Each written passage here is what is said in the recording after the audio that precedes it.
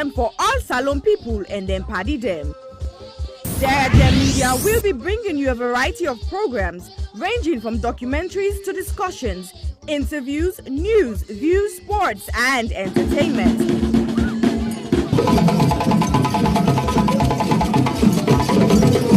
Our programs will contain matters on development, governance, the economy, and issues that are of importance to Sierra Leone. So, no left BNO because we get Bebe program then like Salon discussion, meets the ministers, the president's hour, and the Gladi program. Look me, I look you. All this they start soon na www.sisay-jalloh.org. Now who's tem these?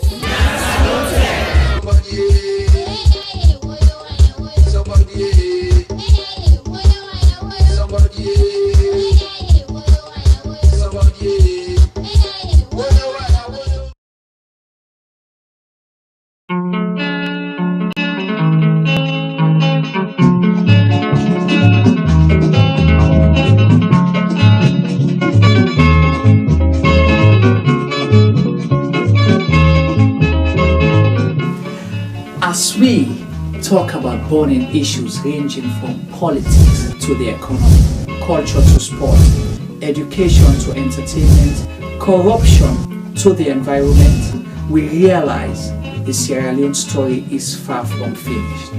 So, Sisay-Jalloh Media Production brings you Zoom In. Zoom In is the program that engages everyday people, entrepreneurs, inventors, entertainers, activists, policymakers, and politicians to discuss and debate issues relating to Sierra Leone. Zoom In digs deep into the issues and stories. Zoom In ensures the debate is pushed to another level. Zoom In asks those questions that has never been asked before. So, join us, host Chumaba.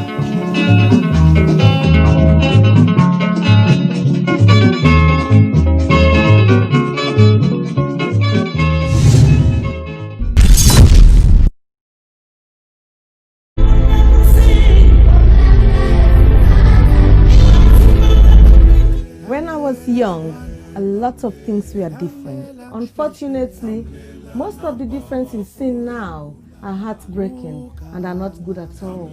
Before now, men were strong protectors of the weak, fathers, brothers, lovers, sons. Their mere presence guaranteed the safety of women and children. But what do we do now? Men harassing and raping women. Men sexually abuse little girls. Men battering and killing their wives.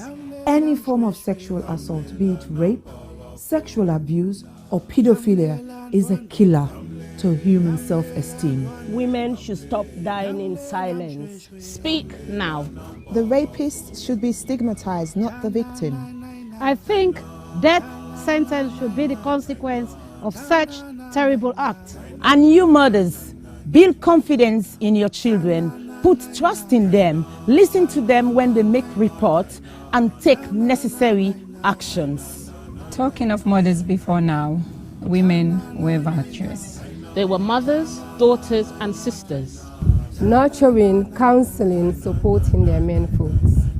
But now, women are trafficking female children for money. Women are forced to be silenced. All this must stop, and it must stop now. Real men do not abuse, rape, or molest women and children. It is barbaric, unacceptable. Let all real men stand with us. Together, let's say an emphatic no to rape, sexual abuse, pedophilia, and domestic violence.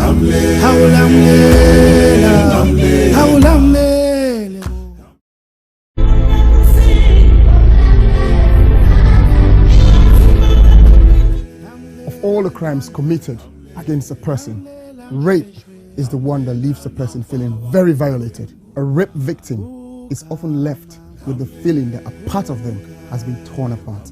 To use another person's body and ignore the soul that resides within is one of the most outstandingly shocking crimes that one person can commit against another. Some men harass and rape their women. Some men sexually abuse underage girls. Some men beat and kill their wives. Any form of sexual assault is unacceptable. There must be consent before you act. Being in a relationship is not consent. If they are not sober, they can't consent. Flirting is not a consent. We had sex before is not consent. Silence is not consent. Only an informed, sober, freely given, ongoing and enthusiastic yes is consent. Women should stop dying in silence. A man does not become a real man by physically dominating a woman. A man becomes a real man by loving, protecting, and respecting the woman. Real men do not rape or abuse women and children. Let all real men stand with us. And together, let's say no to child abuse, no to domestic violence, no to all forms of rape, being it spousal rape, intimate partner rape, child sex abuse, statutory rape, date rape, serial rape, and gang rape. We must rise up against this ugly trend. Justice for one, justice for all. All sexual assault must stop, and it must stop now.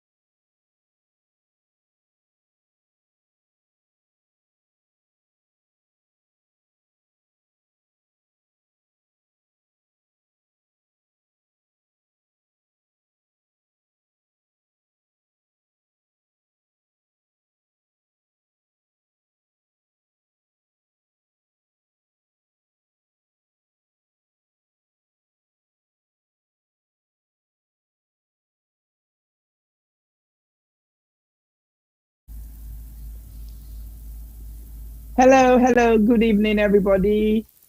This is Isatta Sisay-Jalloh on the Health Show via Sierra Gem Media, live today on Thursday, the 21st of January, 2021. We welcome you all. We tell una adu, we tell una kusha, we tell una tenki.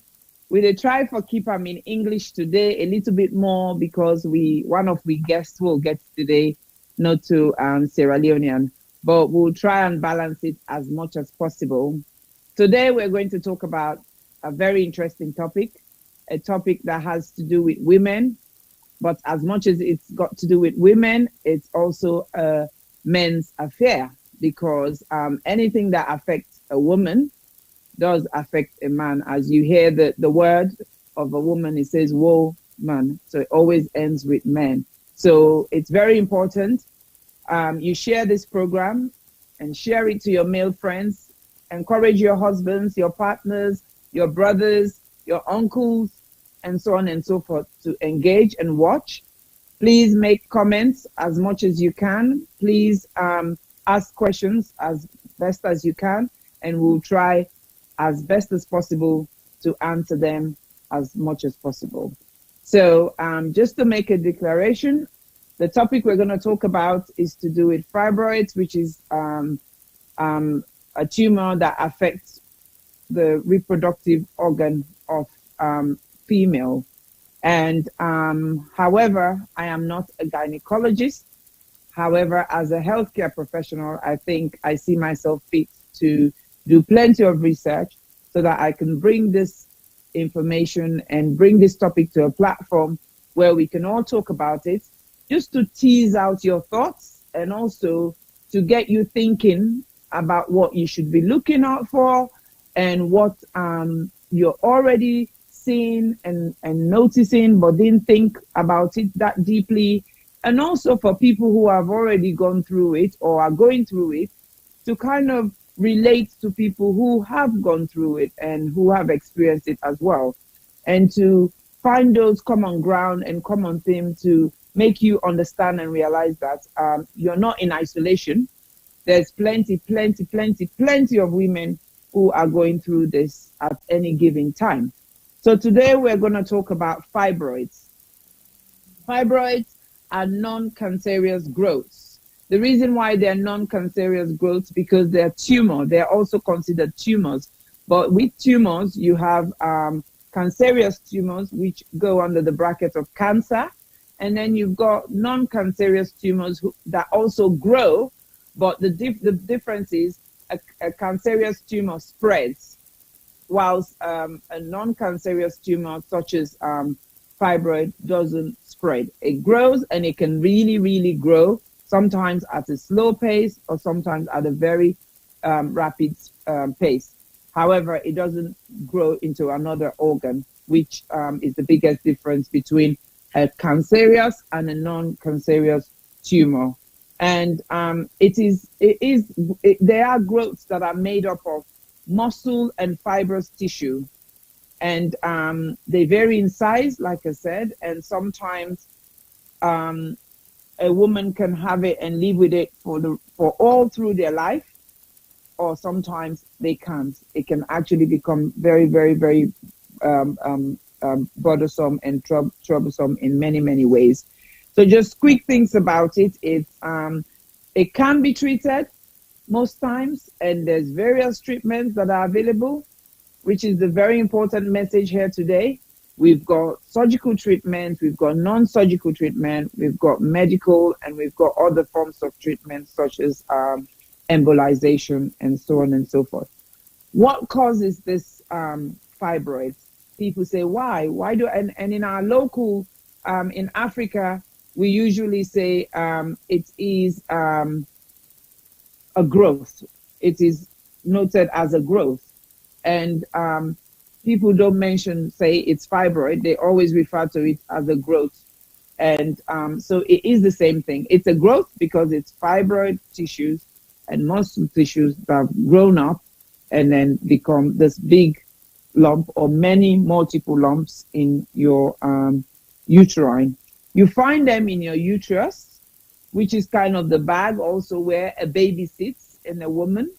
We also call it the womb. So that is where you can find it. And why it develops, at this point, there's still no scientific evidence that says why it develops really. However, a lot of research has said it is linked to our female hormone called estrogen. Estrogen, although men do have it as well, but us women, that is what determines whether you're a female or male because of the level of hormones, especially when it comes to the reproductive hormones that we have. So for women, estrogen is one of our reproductive hormones, and it really is active in various ways. And as much as it's there to help us with our reproductive system, it does sometimes has its own disadvantages. And so with fibroids, it is linked to some extent that it is one of the causes and the overactivity of it, So, but again, as I said, that is only one reason. And they're still looking into it. They're still researching about it. We all know women who have fibroids are usually within the age of 16 to 50, wherein it's the same time when your estrogen levels are very high. They are your highest because you're at your peak when it comes to reproduction. So if that is why it's linked to that to some extent. And there is also evidence that if you can tolerate these fibroids, as in they don't give you too much problems or complications, as your estrogen level decreases as you become older, the fibroids also shrink. But again, it's how much you can tolerate it, and what are some of the issues that it brings to light that are unbearable. So I'm not going to do it textbook. We actually have two young, fine ladies here with us. One of them is a surprise guest. The one, my darling sister, Isha Weber, she actually, we spoke about this a few weeks ago, and she's like, Auntie, I want to do this program because guess what? I've just had my surgery. I'm like, you're kidding me, you know. I'm going to let Isha tell you a little bit more about herself. I'm not going to tell you about her. So she was our main panelist today to come and talk and share with us some of part of her journey and also give us some top tips. And then, of course, the flyer was shared across social media platforms. And then this afternoon, we got another very special guest, a panelist all the way from Scotland joining us, Caroline, all the way from Kenya as well. So she's African, but from Kenyan descendants, and who, again, I'm going to keep her as a surprise because I was surprised when I got the messages. I'm like, whoa, she's already ready to come out and talk. And I think for me, this is what makes me do these programs all the time. It's about doing such and bringing out such people so that A, they can share their experience with you, but B, it's also a healing process for them to talk to people about what they've been going through, their journey, and also to share with you some of the challenges. And it is some form of counseling. It's talking therapy. That's what we're doing here. We're sharing our issues. We're sharing our concerns. We're comparing it to somebody else's. And then it actually makes us feel a bit better and satisfied and sometimes content, but also sometimes it actually even prompts our curiosity and then moves us on. We have our gentlemen here as usual. We've got three of them, Mr. Jumaba, Mr. Femi Palmer, and last but not the least, Mr. Sylvester T-Boy Duba. And they think they're going to escape, but they're not today. We want to hear from them from a man's perspective. We want them to not just listen and hear what we're saying, but we want them to also ask us those uncomfortable questions so that hopefully the other men who are viewers and watching, they can also take home some message. It can teach them to be a bit more sensitive around women who are going through complications or issues surrounding fibroids. So over to you, Juma. Do you want to add one or two before we go on to our guests? I just want to say hello and to our viewers and thank you for joining us again today. I think it is a timely conversation to have, more so for us from a man's perspective. It becomes very uncomfortable to talk about these things, and so it's going to be an education and informative session for us as well, and possibly that will help us drop our guards to be more comfortable to talk to our partners, our female friends, our family members, because sometimes not many people are lucky to have other women to talk to, but they feel comfortable talking to a man. So if you are not in the position or well equipped to, be able to speak or at least advise or just say it's going to be okay, it makes it really uncomfortable. So I'm happy. I think it's going to be an interesting conversation. I was nervous since I saw the topic. I've been like, I tried the escape route. It didn't work, but here I am. So, it's for a reason. So it's going to be a learning process for me. Okay. Thank you so much, Juma. I know. I can see from your face, your body language. I can tell this is not a comfortable topic for you, but I think that's really what I want. I want to take you out of your comfort zone because that's what the health show is all about. And I think Sierra Gem Media has been brave enough to welcome me on their platform to bring all other uncomfortable topics other than just politics and so on and so forth. So I think I would assure you that by the end of the program, you would be all the way back from Kangama and back in North America and feel comfortable, because you know the people all the way in Kangama, how they think, right? We are going to reach out to them and then make sure they're also comfortable, and then we come back. Before I introduce my guest, I think I just wanted to go through quickly what's going on in on the platform, because I think there's lots. I think volume is sorted now, right? Haja Mary, is volume sorted out now? Someone was saying there's volume issues. And good evening, everyone. And thanks for the invitation. People are saying this is fibroids are a big problem. We're having lots of thumbs up, so I think volume is not an issue anymore. Yeah, just a quick one, Isatta, on the volume issue for our guest. I just want them to understand something, that we're dealing with technology, and there is a split-second delay when we go live for you to start hearing people talking or things like that. So I just want you to understand that, give it those split seconds so that everything will sink in. Okay, we're good right now. I'm monitoring as well. Volume is good. Okay, good. And someone also mentioned we have been caught several times just to remove the fibroids, and then we're just saying men, also for men, because they have to find a way of dealing with it. Somebody said, I've had it in a bad way. Had to have hysterectomy 7 years ago, was housebound because of the heavy bleeding. My belly was so big, people kept asking me when I was due to give birth. The best thing for me was to have the operation, which was successful. Done it, been there, and have the t-shirt. Whoa, you see, this is what we're talking about. It's about people being brave enough to come out here and say, look, you're not on your own. You're not in isolation. I've done it.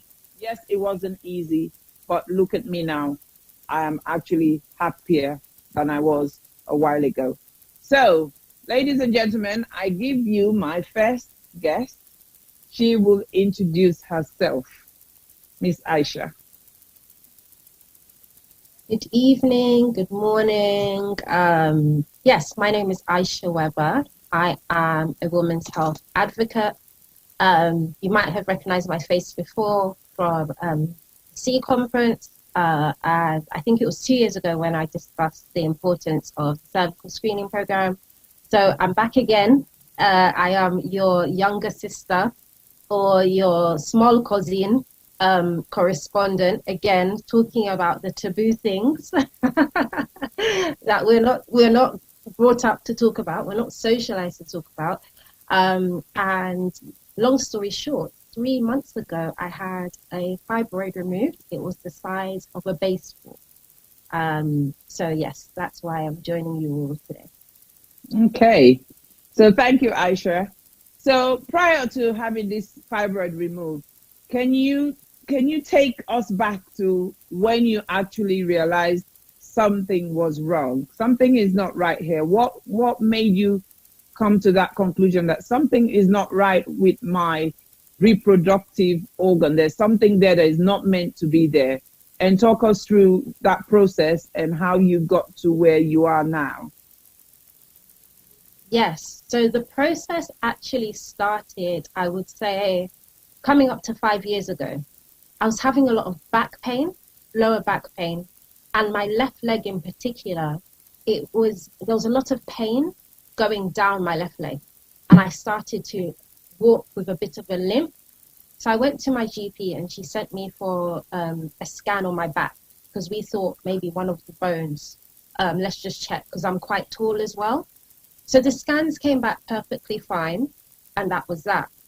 I would say the second time was in 2019. So after I had removed the abnormal cells from my cervix, I realized about 10 days before my period was due to start, I would get really severe cramps on the left side of my stomach again. I was getting very bloated, very tired. So I went back to my GP to ask for, just for us to investigate. So she booked me in for an ultrasound, and that's when they found that there was a fibroid. What happened next was I'm very persistent, and because I had already seen the gynecologist before, I said, well, I would like to be referred to have a conversation with a consultant. Because of my age and because I'm child-free at the moment, he advised that, take paracetamol, etc., etc. Thankfully, he was a lovely Ghanaian man, and I had to actually remind myself, this is not my uncle, this is not my elder. He's a medical professional here to help me. So I just explained to him, as some of the viewers have mentioned, that my periods were now impacting my quality of life. I was miserable, I was bleeding a lot, I was always tired, I was so bloated, my father thought I was expecting child. So it just wasn't the way I wanted to live my life as at the time 20-something-year-old woman. So he put me on so he sent me away with a leaflet, and he said, come back in 6 weeks' time if you want to have the operation. So I went back in 6 weeks' time, and he put me on the list, the waiting list. It was a 16-week waiting list, and then we went into lockdown.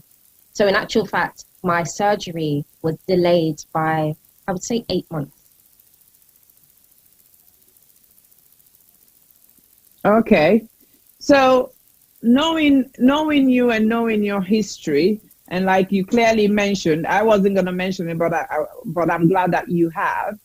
Knowing your history in terms of, for people who didn't understand when Isha mentioned abnormal cells in her cervix, few years ago, when Isha had her smear test, again, which we always echo the importance of screening. So she did her smear test for cervical cancer screening. Abnormal cells were picked up. And so she had to go back and do it, and then she had to go and get those removed. They were precancerous, thank God, and that was removed, and she was fine. And I think some people might be thinking, oh, did they not see the fibroids there at that time? They probably weren't there at that time. Or they were there, but they were not looking for them. And so on. But the way the uterus is, it was there at that time, they would have seen it. So clearly, it's a growth that developed after she had that procedure. Now, Isha, what I wanted to find out from you, I know you're someone who is very resourceful. You're very intelligent. You don't have a medical background, but you're an expert in anything you choose to do, because you go out and you look for information. And I think that is very important to highlight, because as I always bang on this program, it's very important to go seek information and knowledge, because as I say, knowledge is power. So because you are so full of knowledge, and because you'd read so much, at any one point when you went to the gynecologist, was there any time when you had the thought that, oh my God, maybe now I have cervical cancer? Did you ever think that way? No. So I didn't think that way, because thankfully, when abnormal cells are found, so abnormal cells were found when I was 28. So we're advised to have our screening test done every 3 years. So I was, in the safe zone. So I knew, so after the abnormal cells are removed, you then recalled 6 months later to have another screening done, just to make sure that the cells haven't come back. So I knew I was in the all clear, because I actually had the letter.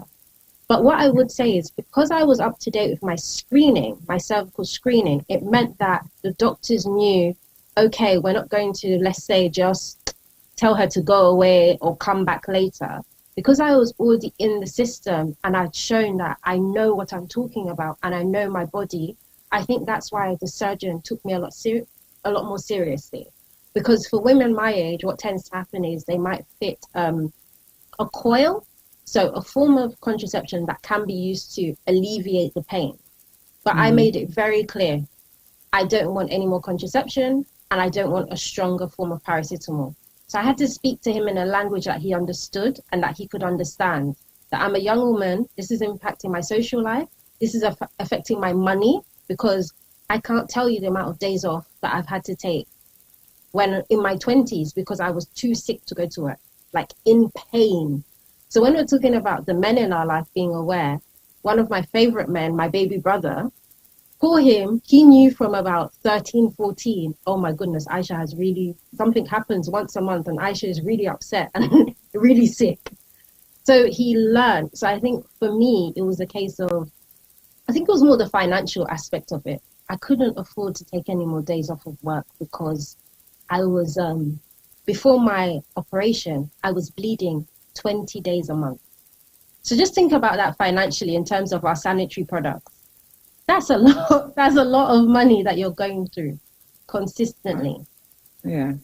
And it's interesting, you've talked about all the practical and physical stuff, but you've not talked about the emotional impact. Having your period for 20 days out of 28 days cycle must be quite daunting and emotionally challenging. How, apart from being at home and being sick and everybody knowing that Isha is not well because it's that time of the month again, how do you feel? What projects out? Do you get angry? Do you get frustrated? Do you just go into this depressive mood? Do you just don't want to talk to anyone or engage? How would you look back and describe yourself, Isha, during those 20 days? I would say those 20 days become your normal.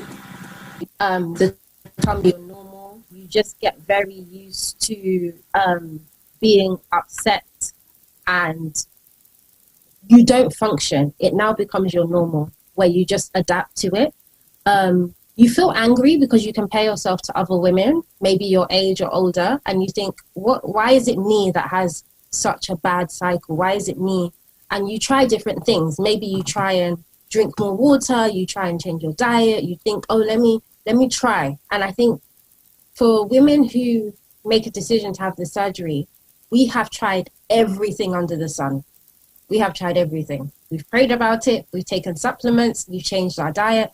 So actually, going forward for surgery is the last option because you don't know what else to do. And if there's an option that will help make your body a little bit more lighter, I would say even one tangible thing is I wake up at 5:30 now without an alarm. My sleep pattern, I feel a lot happier in myself because I'm not losing so much blood every month. And I didn't realize it would shift so quickly, but it's already been 3 months and I can feel myself coming back. For those of you who know me or have seen me, I am very, very slim. But I think part of that slimness was because maybe my body was losing so much and using so much energy that it didn't need to. So now, I gain weight small, you know what I mean? So after lockdown, when you see me, you'll be like, oh, look at this babe. Yeah. So it's all of the things. Yeah, absolutely. I mean, that is interesting. You see, in comparison, a lot of people think when you have fibroids, you gain weight. Yes, quite a number of people do gain weight, but actually a lot of people lose weight because, like Isha rightly say, loss of blood. When you're losing so much blood, you will lose weight for some people. And for some people, the growth and the weight is from the size of the tumor, which is the fibroid. So it's really difficult sometimes to when you see people, I always say, try not to be judgmental. You see people skinny, you're like, oh, why make this thing dry so? Or why make this thing fat so? There might be a story and a reason behind it. So it's very important. So before we move on to our other guest, Isha, I'm going to hold you there for now. I want to just go on about the different types of fibroids because with everything, you have different types. I want people to understand that there are 4 types, and they do impact on people's lives differently. And also it depends on how you as an individual, how your body reacts to them and some of the things they throw at you. So the first one we've got is one called intramural fibroids. These are the most common ones, and they develop in the muscle wall of the uterus, which is the womb, and so around the wall. So basically, they find themselves, you would say, the wall or the lining of the womb. And then you've got the subserosal fibroids, and these are the ones that develop outside the wall of the womb into the pelvis, and can also become very, very large. They're the ones that actually grow to a really big size. And I remember back in Africa, when people have surgeries like this and they remove these fibroids, there was this myth that they were actually demons, and that oh, this person has actually, a demon has grown in this person's stomach. And of course, the other thing that I used to hear as a child back in Africa, of course, for some people who have these fibroids and it gets so big, it sometimes affects conception. You're unable to hold a pregnancy, or you're even unable to fall pregnant. And they used to, you know, look at them very negatively and say, this person, you don't eat all in Pekin. Look at the belly just the big, you know, they pull the Pekin and you don't eat all, you know. For our non-Sierra Leonean viewers, basically they say to you, you're kind of bewitching your own children. That's why you're not able to carry them and have them in real term. The other type of fibroid is submucosal fibroids, which they develop in the muscle layer beneath the womb in a lining, and they grow into the cavity of the womb. So if you think of two layers like this, and then it grows in between that, like a cheese in a sandwich, it's obviously affecting this bit, and it makes it difficult. And this is where the challenges and the growth can be symptomatic, and people can have lots of bleeding and so on and so forth. And in terms of treatment, I'm going back to you, Isha. You said you tried everything and surgery was your last option. What were some of the things that you tried from a medication point of view? I know they offered you the coil, which is a form of contraceptive, and it does regulate bleeding. That is why they do offer it for people who have heavy bleeding. They also offer it for people who suffer from another type of reproductive issue called endometriosis. So for yourself, what were some of the things that were offered, and what did you try and why? So if I'm honest, from when I started having my periods at the age of 12 or so, they've always been very bad. So this wasn't a case of, oh, it's something that happened in 2019. It had been a good 15, 16 years of just managing. So whether it is menfenic acid, which is a stronger painkiller, that one, it knocks me out. I take one of them because, again, when we prescribe medication, we don't give it to a person based on their height and their weight. So with me, that one pill would knock me out. I have used contraception in the past, but again, I didn't like what it was doing with my mood or with my diet, so I stopped with that. I was also prescribed, is it tranexamic acid? Which is tranexamic acid. Yes, yeah. Which is supposed to help with the blood flow. So the blood flow is not as heavy, but it lasts as long. I would say I'm also anemic, so I'm iron deficient. So when I was looking at what do I want for my life after the age of 30, especially if I choose to have children, I needed enough recovery time for my body. And I know sometimes some medical professionals, or, you know, we might have heard in our communities that sometimes you're advised to have children before they remove or try and treat the fibroids. But again, I think this is a generational thing. I refused for them to say, you know, go and have some kids and come back to us. So I think I was very stubborn. But also, I was trying to just get my health back together, the best. So I think I was just honest with my surgeon and just said, you know, I'm really unhappy. And, you know, at the time, I think he thought, if I tell this young woman she's going to have to stay in bed for 6 weeks, she'll run away. But we've all been at home anyway, so it all worked out perfectly fine.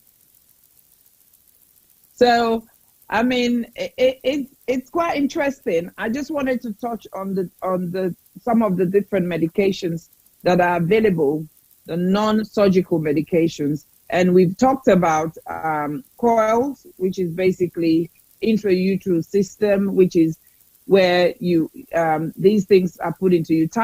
They're called coil because they do look like a coil, and they're inserted in the neck of your uterus, and then they're there to make sure your cervix is open so that you're not able to conceive. And if you do have sexual intercourse, basically semen comes back out, so you don't conceive. It is also there. It helps with blood flow and bleeding for people who suffer from heavy bleed.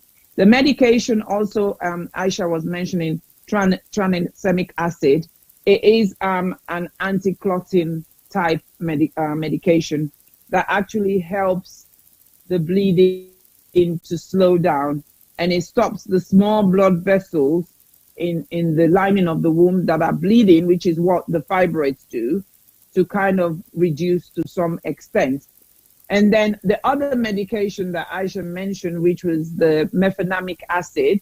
Mefenamic acid is a non-steroidal anti-inflammatory drug. It is, yes, a pain medicine, but it's a non-steroidal anti-inflammatory. So basically, it works like a steroid, but it's not a steroid. It mimics the behavior of a steroid, but without being a steroid. And what it does is, of course, with everything else that happens with our body, the first way our body responds is through inflammation. So the mefenamic acid is there to try and reduce that inflammation, and in the same time, it kind of suppresses the production of the estrogen hormone, and that is what it's supposed to do with the mefenamic acid. So it's trying to do two things: help you with your pain, reduce the inflammation, as well as hopefully reduce the production of the hormone. And then you've got the contraceptive pill, which does similar to what the coil does. And then you've got injections that they can give you, the progesterone injections, and so on and so forth. But we are now going to move on to our second guest. Our second guest is just amazing, a surprise. And I'm going to let her introduce herself all the way from Scotland. Can you imagine, viewers? All the way from Scotland. I don't know, Juma, do you want to, before she starts, do you want to check any comments? Or I'll say let's allow our guest to, at least introduce herself and, just say a few things, then we'll look at the question, because the questions are some of them you've answered already along the line, or Aisha had touched on, but we're going to review questions later. So over to our guest. Okay, fantastic. The good thing is I've actually got quite a number of healthcare professionals part of the viewership, and they are already helping to answer. And of course, experts by experience as well. There's quite a lot of them there, and they're also already answering. So I'm quite pleased. So over to you, Caroline. Hi, everybody. I'm very nervous, actually, about this. But my name is Caroline Campbell. Everybody knows me by Caroline Campbell, but I've got a name in between, Wamboi. I'm a Kikuyu by tribe from Kenya. I'm 52, and The first time I was diagnosed with fibroids is 2014.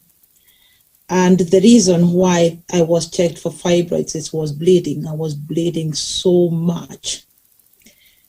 Listening to Aisha is almost like listening to my own story. But unfortunately, mine has gone on for 6 years of constantly going to the doctors and then sending to the gynecologist. And at one point, I was on neurothestrans to try and control the bleeding and the coil. But it got to a point I felt like I'm even bothering the doctors anymore. So you stop actually going, it becomes a part of your life that you bleed, your back hurts, your pelvis hurts. You go to work, but most of the days you're just trying to drag yourself to be at work. The worst part of the dealing with fibroids for me was I didn't know anybody else that had fibroids. I didn't know who I could talk to about fibroids. I didn't have anything to compare on how I feel about fibroids. I enjoy training, so I was working out hard because my stomach would swell so bad that I looked like a 9-month-old pregnant woman. And although I was training so hard, I couldn't lose the weight. Going back and forth to the gynecologist, and at one point, operation was set for 2017. And then they decided the fibroids have shrunk and they can't go ahead with the operation. I was desperate at that point. And I would go and buy prescription from shops, whichever they could offer me. Harriet and Barrett was my place. Can I just get anything to help me get through this? Fortunately, last year, October, a doctor looked at my file and called me in, and November the 12th, I got the operation done, which is a full hysterectomy, removing both my ovaries and the uterus. And I'm actually still recovering because it's only been over just 2 months since I had the operation. And I think that's my story, not unless there is something else I left out. This emotional side of fibroids is feeling like you're not a woman anymore. Unfortunately, you just feel like you are no longer a woman in so many aspects of your life. Trying to date becomes a story of the past because you're worried about starting bleeding when you're with a partner, so you kind of avoid them like a bad rash. And that is, as a woman, that's not what you want to feel. Physical side of it, it's carrying this weight in your stomach and not knowing how you can actually help yourself stop bloating and getting swollen tummy. Mood swings. My kids, poor them. Mood swings were just terrible. I could maybe fly from one mood to another one within seconds because the body is reacting to the hormones that you don't even understand yourself. So I'm thankful that this operation has been done. It's not an easy thing to go through either because they are still thinking about you have lost a few organs of your stomach. Although I don't plan to have any more children, it's still it's a big deal. It really is a big deal. So that's where I am now. Okay. Thank you so much, Caroline. Thank you. You can take a deep breath now.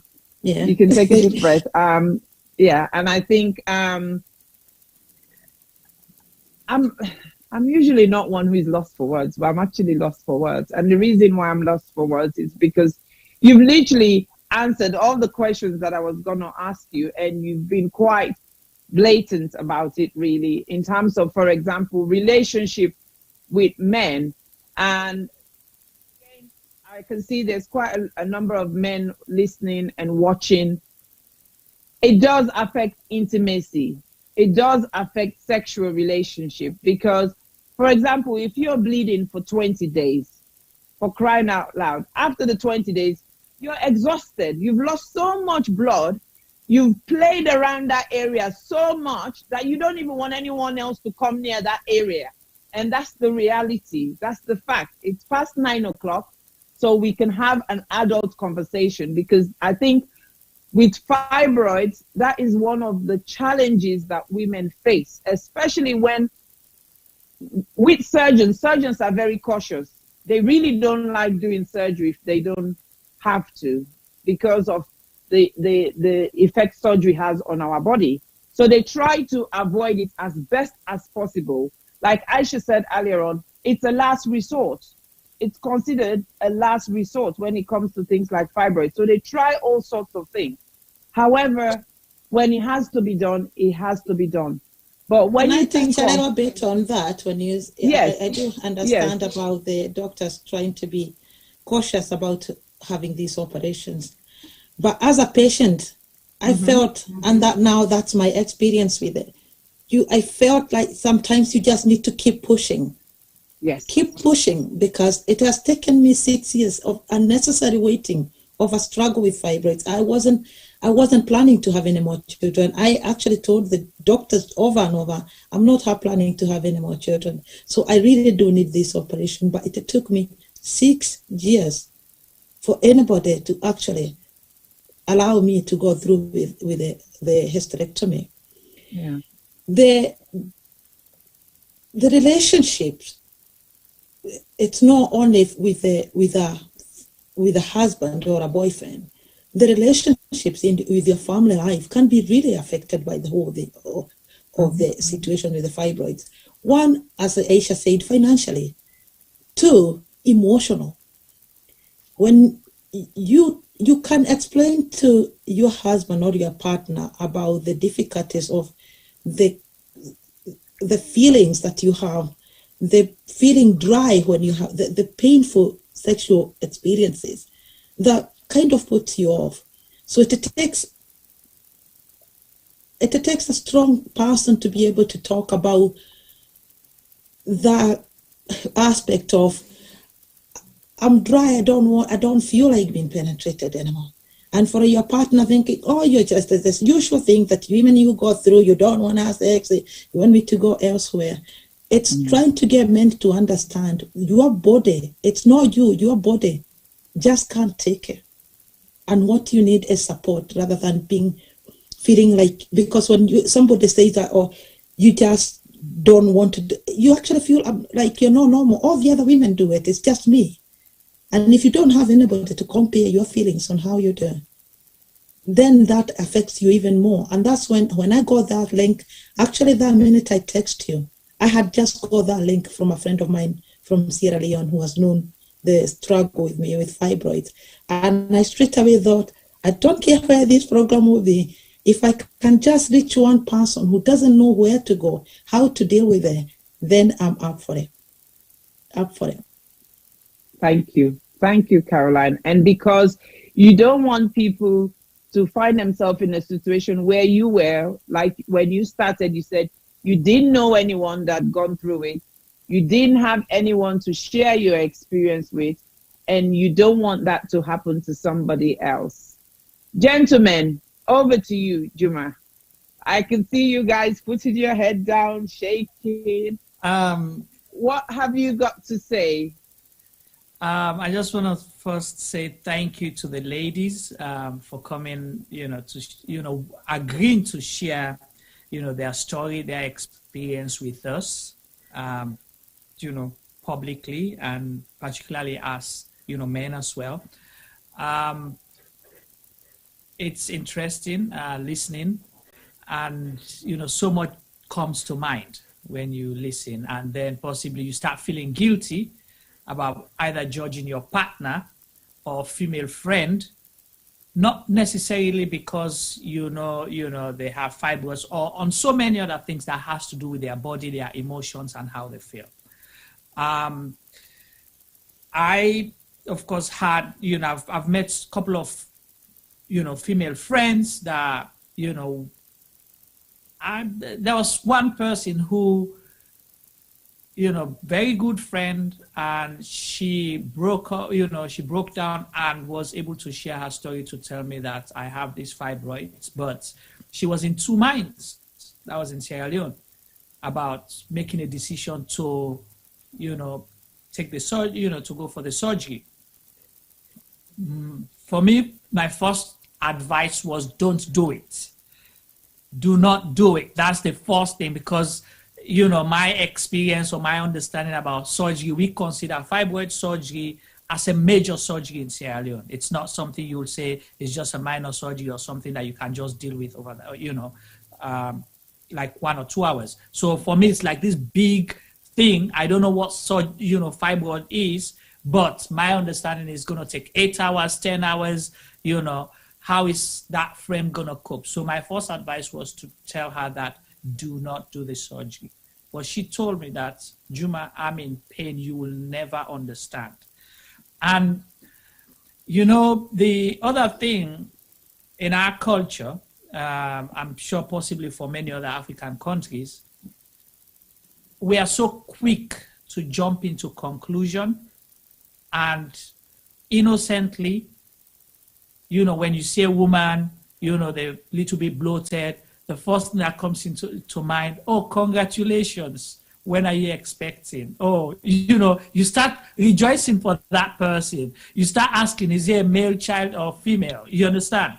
So looking back, that guilt comes in. How many times have we congratulated our female friends or females that we know, or judge them already that they are pregnant when actually it's something else going, you know, on in their body?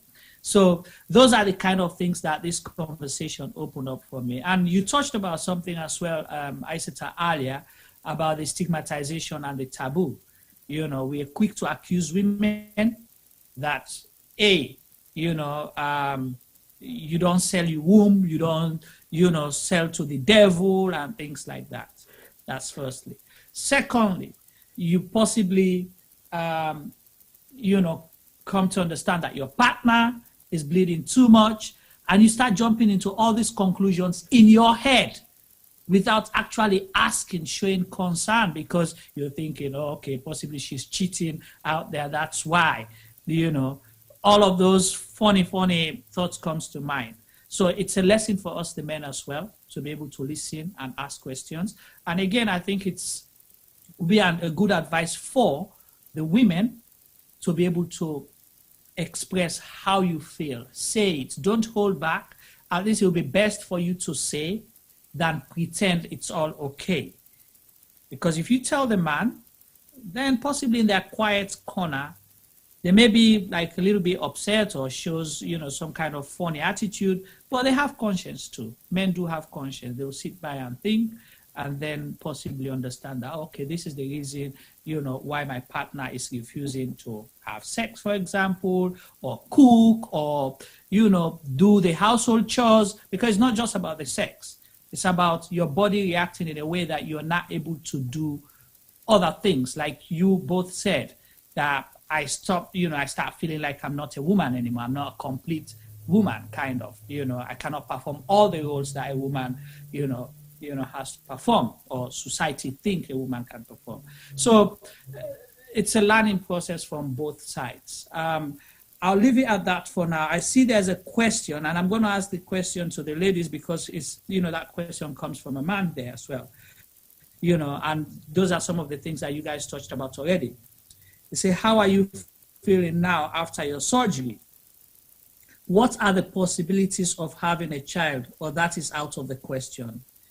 If you cannot have a child, are you okay with that? So that's a question from, you know, one of the participants that I would possibly like for you guys to touch on, and then possibly we'll send it over to Mr. Duga. Personally, I'll say I'm not concerned, because I wasn't expecting, I didn't plan to have any more children. I'm over the age of childbearing. So luckily, there was no problem for me. On the side of the surgery, I've had open surgery, so it's going to take time, quite a bit of time, for me to be able to be as active as I was before the surgery. It's only 2 months, and even in those 2 months, I am struggling to do basic things. I can't lift anything heavy. I can't do a lot of housework. There is very basic things that I can do.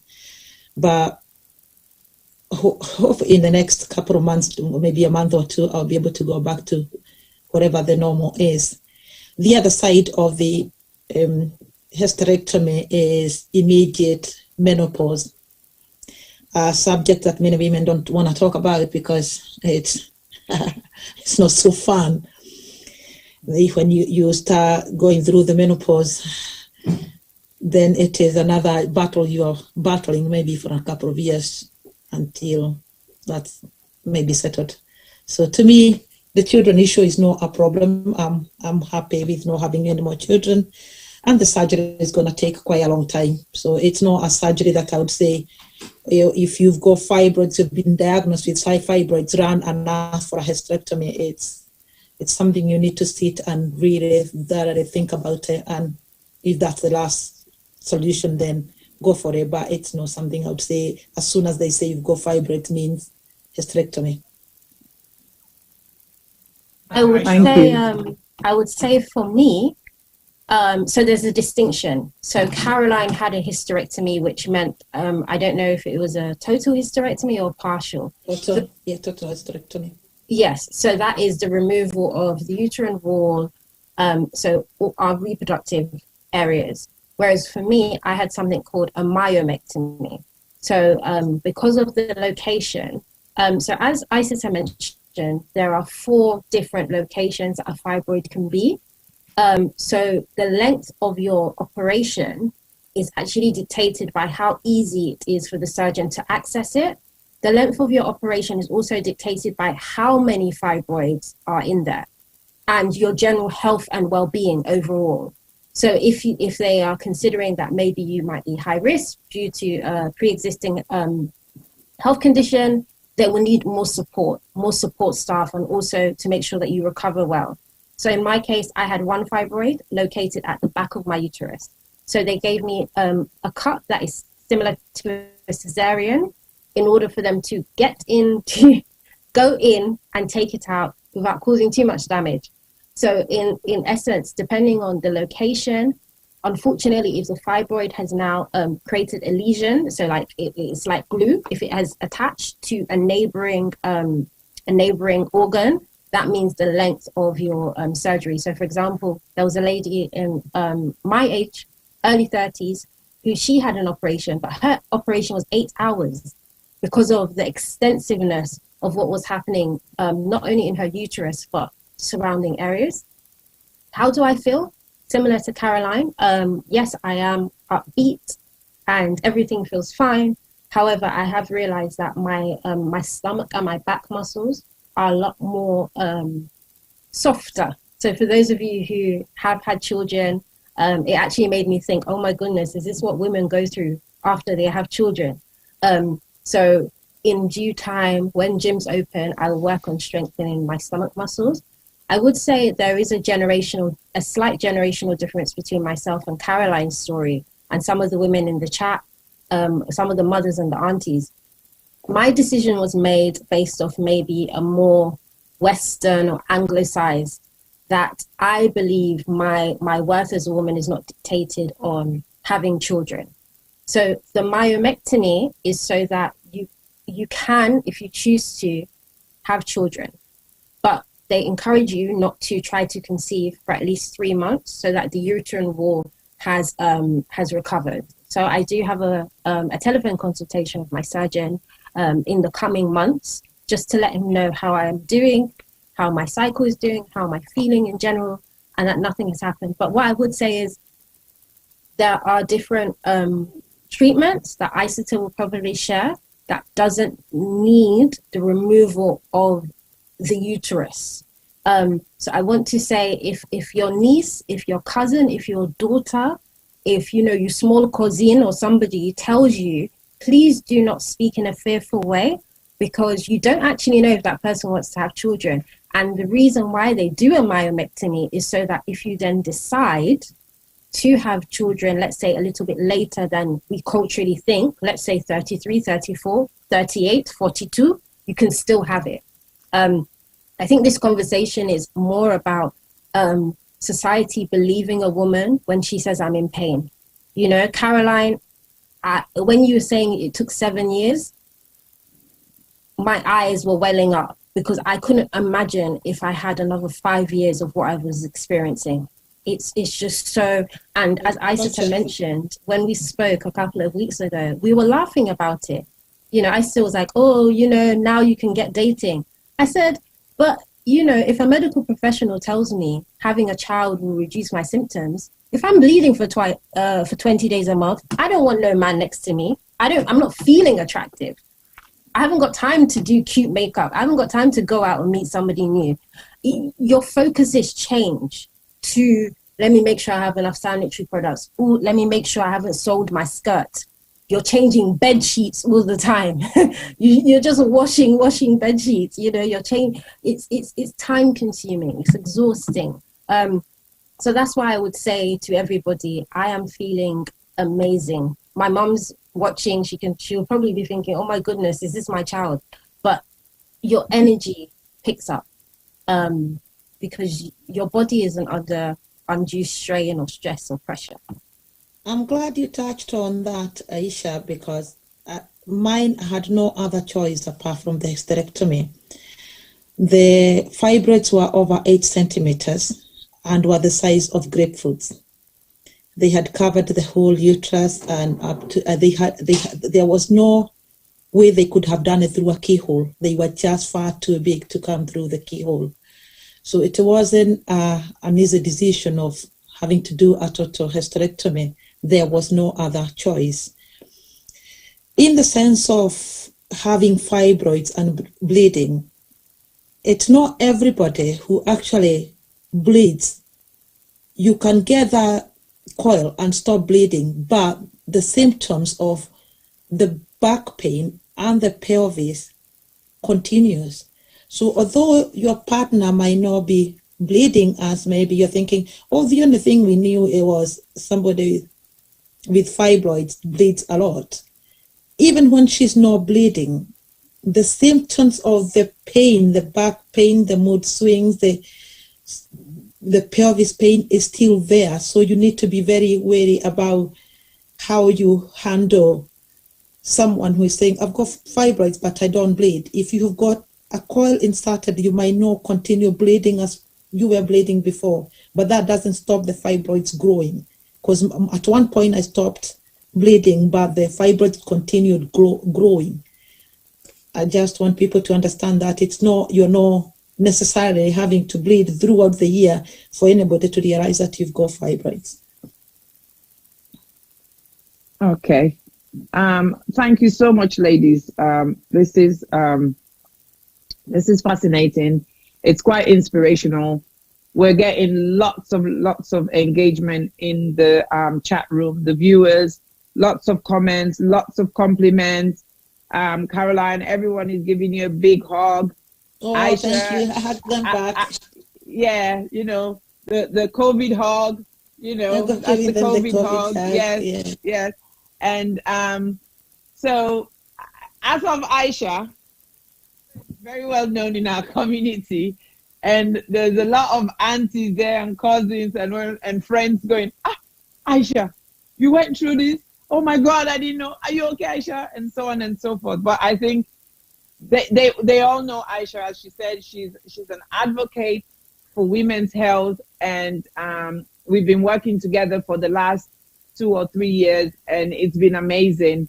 And she's actually one of the people who inspired me to say, you know what, it's not just about me coming and telling people about A, B, and C. Actually, how about bringing people who've experienced such, and then for them to share their experience? Because I think as Africans particularly, it helps us, because we're faced with so many challenges.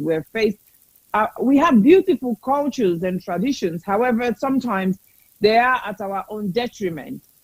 You know, talking about these things are not comfortable in our cultures. Talking about the impact some of these issues like fibroid faces is not comfortable in our culture. Talking about sex openly is like, oh, you can't talk about sex.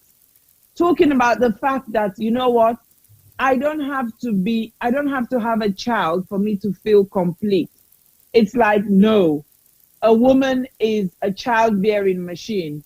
You get to a certain age, you have to have children. You get to a certain age, you have to be married and have a husband or a partner. And so we are changing the status quo. Like Isha said, she's of a different generation where you don't necessarily have to carry your own child. Someone can surrogate for you. You can adopt, you can foster, or you can choose not to do any. And I personally always say to people after having my own 2 children, I can't change it for the world. However, I now understand why some people make that decision not to have children, because it is a huge sacrifice. It is a massive sacrifice. So for me, if my children turn around to me in 10 years' time and say, sorry, Mom, I'm not having children, I'm like, are you sure? Just make sure you think about it. And if it's the best decision and the right decision for you, so be it. You know, yes, how long? We never signed a contract that because I had them, they should then, in return, pay me back with a grandchild, you know. But it's those little things. And the fact that as soon as men see us women, when they see a bloated stomach, the first thing they think about, oh, you're pregnant. Oh, you're pregnant? Have a baby. That's all that comes in their mind when they see an enlarged stomach. It's babies. They don't think about anything else. And I think that is what we're trying to change. We're trying to change that. And Isatta, just like we've stated here, it has to do with culture, society.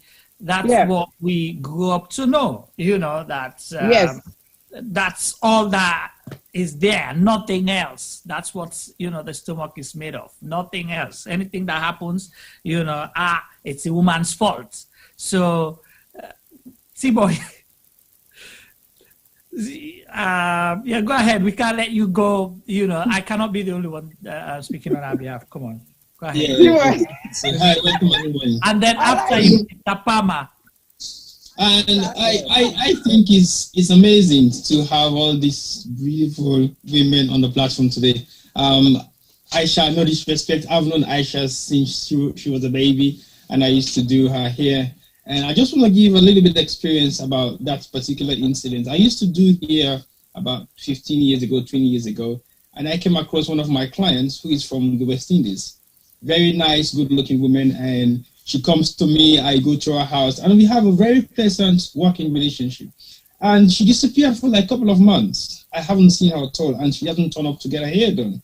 And all of a sudden, I bumped into her at Campbell. This was like 10 years ago. And I was shocked when I saw her. She was bloated. And I'm like, that's the reason why you disappeared. Oh, you're pregnant. And she turned around and looked at me. No, Tiboy, no. I'm like, what are you talking about?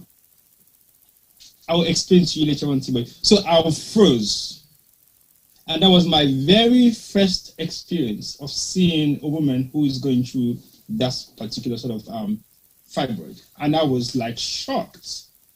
I felt really, really ashamed because I have the tendency of actually notifying women who are pregnant. And after for some time, I haven't seen her, I thought she was pregnant. And I was so wrong. And a couple of months later, she came back and got her hair done. She went. Sorry, Tiboy, I just have to laugh. Sorry, Aisha's mom is giving it to me on the. He said I should not encourage Isha about not having babies. She's got plenty of Let me just say to you guys, yeah, in this COVID, everybody's locked down. Okay, my age group, we're at the bottom of the vaccine pile. I'm not going to probably see a man I find attractive until next summer. Next summer I turn 33. So all of you who have known me since I was a baby, you guys calm down, okay? Just leave me alone. We're on your case now. All the uncles, aunties, everyone is on your case, Isha. So, but you've got so much support as well. So don't worry. You're gonna. Don't worry. You've got plenty of time. These days, you've got plenty. time. I know I'm going to be in big trouble, but this you've got plenty of time. Take your time. And when you don't have feel some pressure. babies, Aisha, I'm here to give you some tips. So give me a call. Yeah, over to you, T-Boy. Sorry, I just had to interrupt. That's fine. But it was so shocking that I realized she was suffering from fibroid, and she did the operation and she came back to normal. And guess what happened? Last year, I went to the Commonwealth Festival and I saw this woman walking past and I stopped her and she couldn't remember me. I haven't seen her for like 5 years or more. And she turned around and looked at me. Who are you again? Do I know you? I think I know you very well. Where do I know you? And I'm like, okay, I am T-Boy. This is a woman who was so ashamed to talk to me, and she actually jumped on me right in the middle of the festival. Because she is now a different woman. She has so much confidence because previously she wasn't that bold enough to be in the position to jump on me and talk and be very bold and active.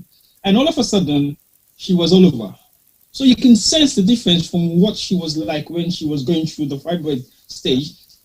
Right to the time when I saw her like a year, not even a year ago, she's a total different woman. So I really can understand where you guys are coming from in actually going through the experience of being confident enough to possibly interact. And like I said to Aisha, I've known you for quite some time. And I don't know whether that was some of the reasons why you were not like connected to interact with people who are always around. Because for any time I go to your mom's house, if I am not supposed to be doing your hair, I will not see you until the rest of the period. So sometimes you feel as if you're not connected to people because of the way you're feeling. And sometimes you feel ashamed. Just like you said, you're not too sure whether you're in your menstruation period, you're not too comfortable to be around people who you don't know that much. So it gives you a distance from people who don't really know you. And I can imagine what your younger brother was going through, because sometimes it's psychological, because we also have to look at the way he is dealing with that. Is it going to be like a put off for him to women in terms of seeing you going through all this sort of pain? Sometimes emotionally it might affect his feelings. I don't know whether you've actually sat down and have a discussion with him to actually know how he feels about that particular situation he's in. Yes, so we thankfully, because of the age difference and the education system, by the time my brother was in secondary school, he already had sex education. They had already discussed. He went to a mixed school, whereas I went to an all-girls school. So he was very, very, he was very, very supportive and very, very understanding. And I think he was about 13 or 14, and he was like, oh yeah, you have a period. Yeah, we learned about that in school. So there was no like, let's say, for example, when I was his age, you would hide your sanitary product, or you're ashamed or you're withdrawn. But what I would say is about the withdrawal that some women experience, or even some teenagers, is because we are so tired. And sometimes the symptoms have been for a week. Some people lose their appetite. Some people gain appetite. Some people sweat a lot. Some people are very cold. Some people vomit. So there's so many symptoms that you're just thinking to yourself. For me, sometimes I would feel as though my head was filled with cement. I was just kind of like dizzy, just, as long as I've eaten and I've showered, and maybe when I was studying, you really do withdraw. But for your example, T-Boy, I have a friend of mine who's a Ghanaian GP around my age. And she said one of her friends, she stopped socializing. She stopped socializing because she couldn't predict the bleeding. So whereas with me, I could predict. There was a pattern. So I knew every other week. With her, the example she gave, sometimes she would start bleeding when she was bleeding on the tube. So she would have to go back home and change. Then you're late to work. Then your colleagues start looking at you like, what's wrong with this one? All the other women in the office have periods. What's the difference between you and how them? come is she always absent on Mondays? Yes. But then also the events such as the baby showers, the komojades, the weddings, you're not expanding your social network because you've woken up, or maybe halfway to the venue, I thankfully didn't experience it, but some women will bleed through. They would bleed through within an hour. So it's not about being unhygienic or that. It's very, very damaging, and it makes you very, very self-conscious. So sometimes when somebody's a bit more withdrawn, sometimes you don't know how many painkillers they took to show up. And then on top of that, you ask them, when is the baby due? So they think to themselves, especially as Africans, I'm not going to bother. I'm not going to bother. And what I would say for my generation is, not only are we dealing with the culture we were brought up in, we still have to deal with racism and prejudice in the workplace. So me as a young Black woman, how do I tell my line manager I have really bad periods and I don't know why? Because they're looking at me in comparison to the white British or the European girls or the other African young women and saying, well, what's wrong with Aisha? Why does she think she's so special? Why is she always off sick?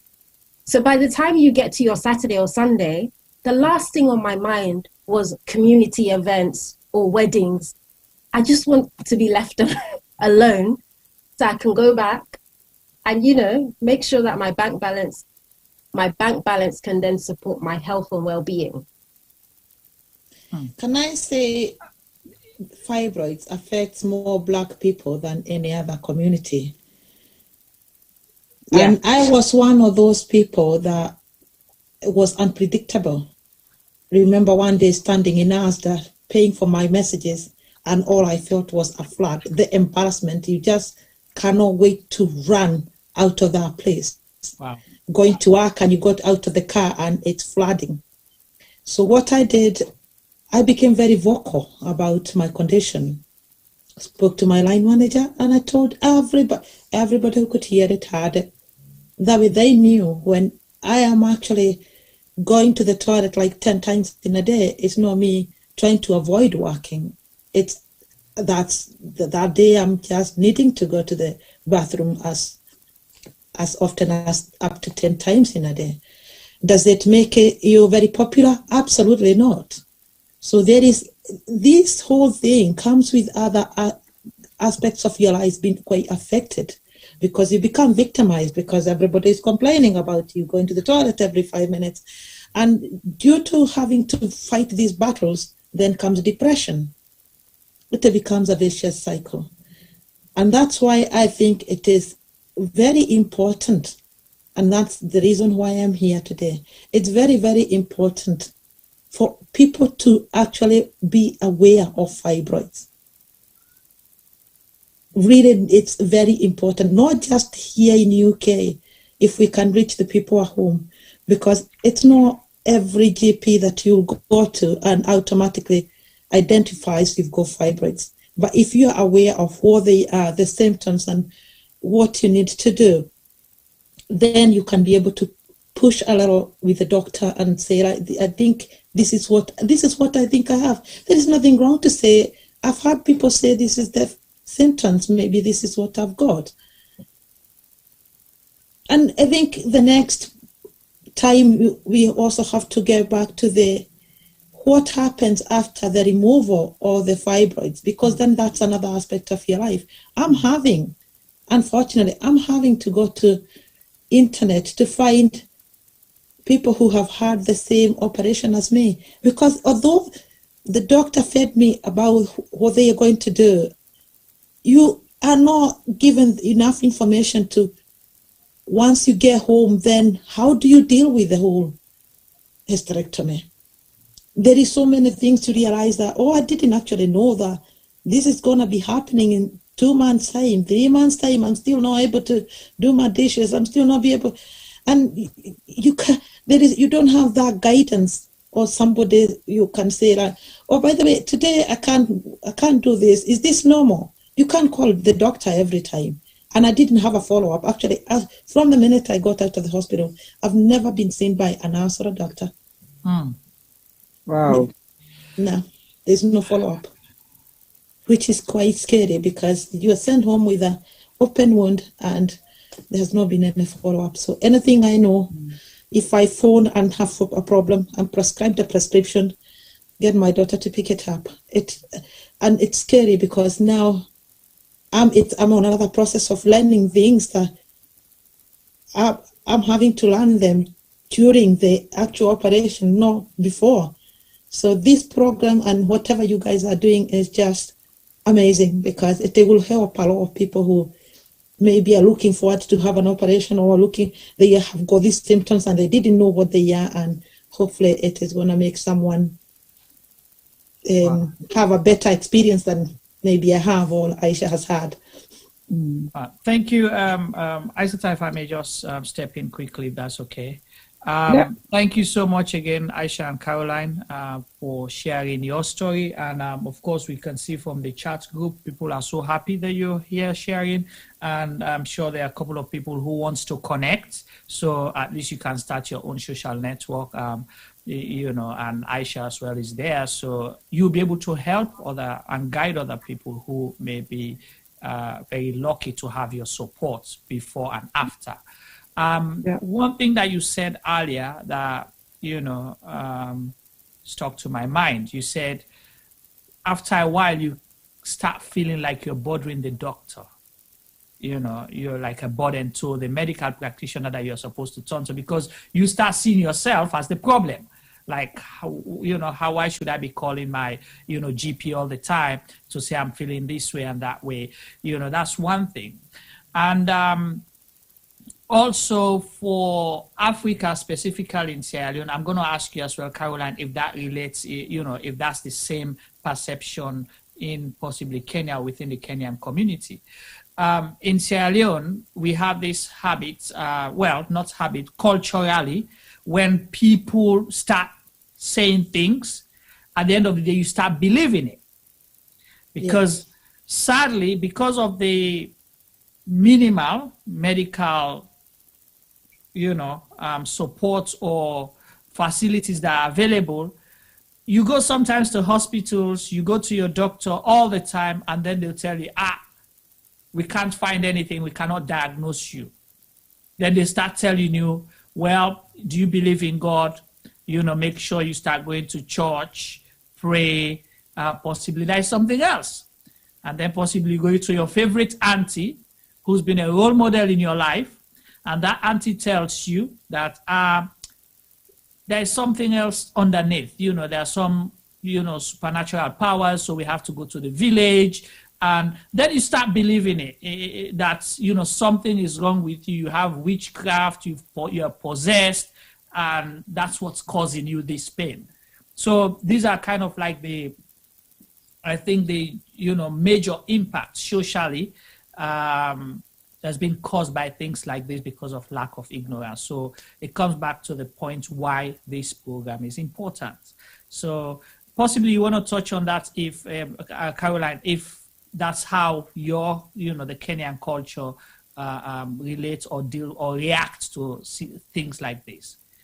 Yeah, I think when people are not aware of illnesses like fibroid, and they can't pinpoint how your tummy is swelling, why your back is painful, why you're bleeding, why you're not conceiving, you're most likely to be told somebody has put a spell on you. Somebody is trying to destroy you so that you don't bear children for your husband. It's maybe because your great-grandmother did this, and eventually it is the witch doctor that's gonna solve the problem. And we know, and I know that's not gonna solve the problem.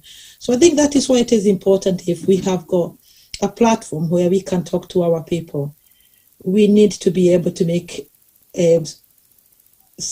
situations not just about fibroid, but any other complicated illnesses that African communities don't understand.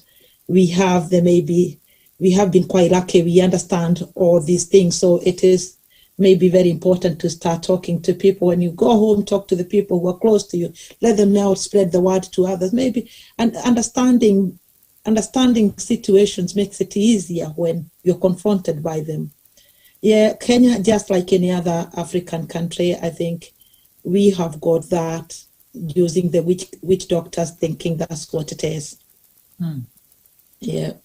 Can I comment a little bit on that? I think, Caroline, for somebody who is from Kenya and you are eventually taking up the step to jump on this program, to me is a big drive from the African community that we all coming from. Because within our own Sierra Leonean culture, apart from Isha that I know, I can guarantee you I don't know physically any Sierra Leonean woman who is going through any such kind of issue at all. Reason being, we have a very close boundary that people don't really talk about these things. So basically for you as not being a Sierra Leonean to jump on this, which is something that you can hardly find from our community women, I think it's very encouraging for people to see you here today representing your own background and saying to yourself, no, this is something I need to get on board with and then discuss and share my experience, because very few people can do that. So for that reason alone, I think you will be like a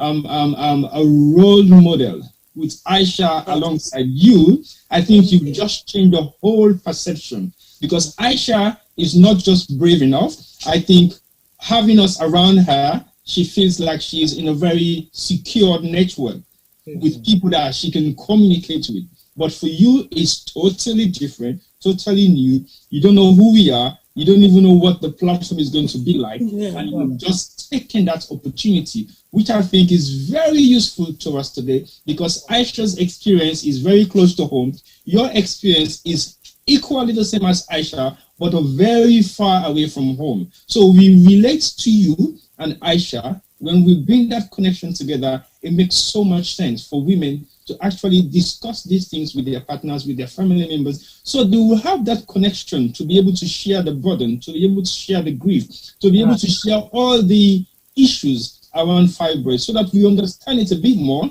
and we'll be able to know how to respond. Because I can tell you, for some reason, most men don't really know the issues behind fibroid.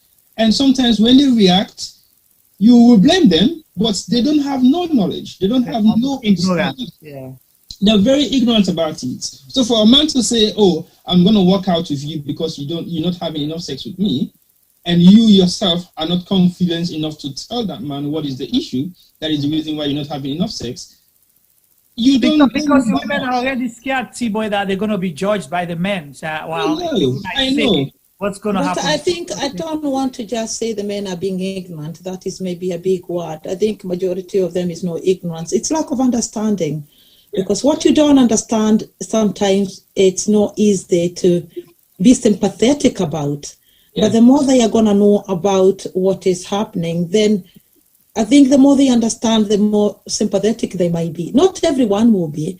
As I say, as a Kenyan woman, we are not very open to talk about sex and personal things. Like my whole hysterectomy is a quite a personal thing. I'm a woman standing in, I don't even know how many people are watching this. I don't know you guys, as you said, telling you I have got my ovaries removed, I've got no uterus. It's quite personal. But as personal as it is, I'm not the only one who has had this operation done. I'm not going to be the last one. And if I can help somebody else to have an easy experience, regardless of which part of Africa they came from, regardless of what color they are, then I'm all game. It's not about being a Kenyan or being a Sierra Leone. I heard about this program, and it's talking about something that I can also put an input and help somebody. And I'm just excited to know that if it is only one person I'm going to have that will say, you know, I was so glad she told me about this because I didn't know about it, then I'm happy. Wow. Yeah. And thank you guys for having me. Before we wrap up, what I would say is, regardless if you're in Kenya, you're in Sierra Leone, you're in Germany, you're in the States, you're in Canada, you're in Australia, one thing that is across all cultures, especially if you're an African descendant, is, as Caroline mentioned, we have been socialized not to talk about this area of our body unless it's to do with a husband or bearing children. We're not encouraged to talk about it, to know about it, to understand it from a sake of well-being and how it will impact your life going forward. So that's the reason why, you know, T-Boy, you said that you might not know anybody, but from my experience, when women have explained it, we kind of get brushed off. Oh, well, you're overreacting. Why are you so sensitive? Take paracetamol. Well, your mother had it, your grandmother had it, so why are you the one who's complaining? Our cultures don't take pain seriously. And personally, for me, I don't want to live in pain. I haven't got that strong Sierra Leonean girl bone in my body. If something hurts, I'm going to say it. Because unlike the ones in America, I don't have to give my credit card details and they're not going to send me a bill. So whilst I'm here, whilst you all and we all have paid our tax money, if something hurts, I'm going to tell them. Because there are certain things that are genetic that I cannot necessarily control, whether that's diabetes, high cholesterol, or arthritis. So my way of seeing things is what I can control, let me mitigate it. And I said this 2 years ago. Many of us grew up with our elders saying, when we have a new birthday, you know, we wish you long life and health and well body. I take those prayers seriously. And I see it that it's our responsibility as individuals and as a community to let those prayers come to life. If we want to live a long, prosperous, healthy life, if it means doing this every year, talking about the body parts that I know some of the Sierra Leonean aunties are like, oh my God, she's talking about it again. So be it, because I don't want us to suffer. And I'm so glad to have connected with Caroline as well. Yeah. Thank you. I mean, you too. Before you come in, we need to hear Femi. Yeah, you know, it's not all negative. I think, you know, through this, I'm going through the hardest part.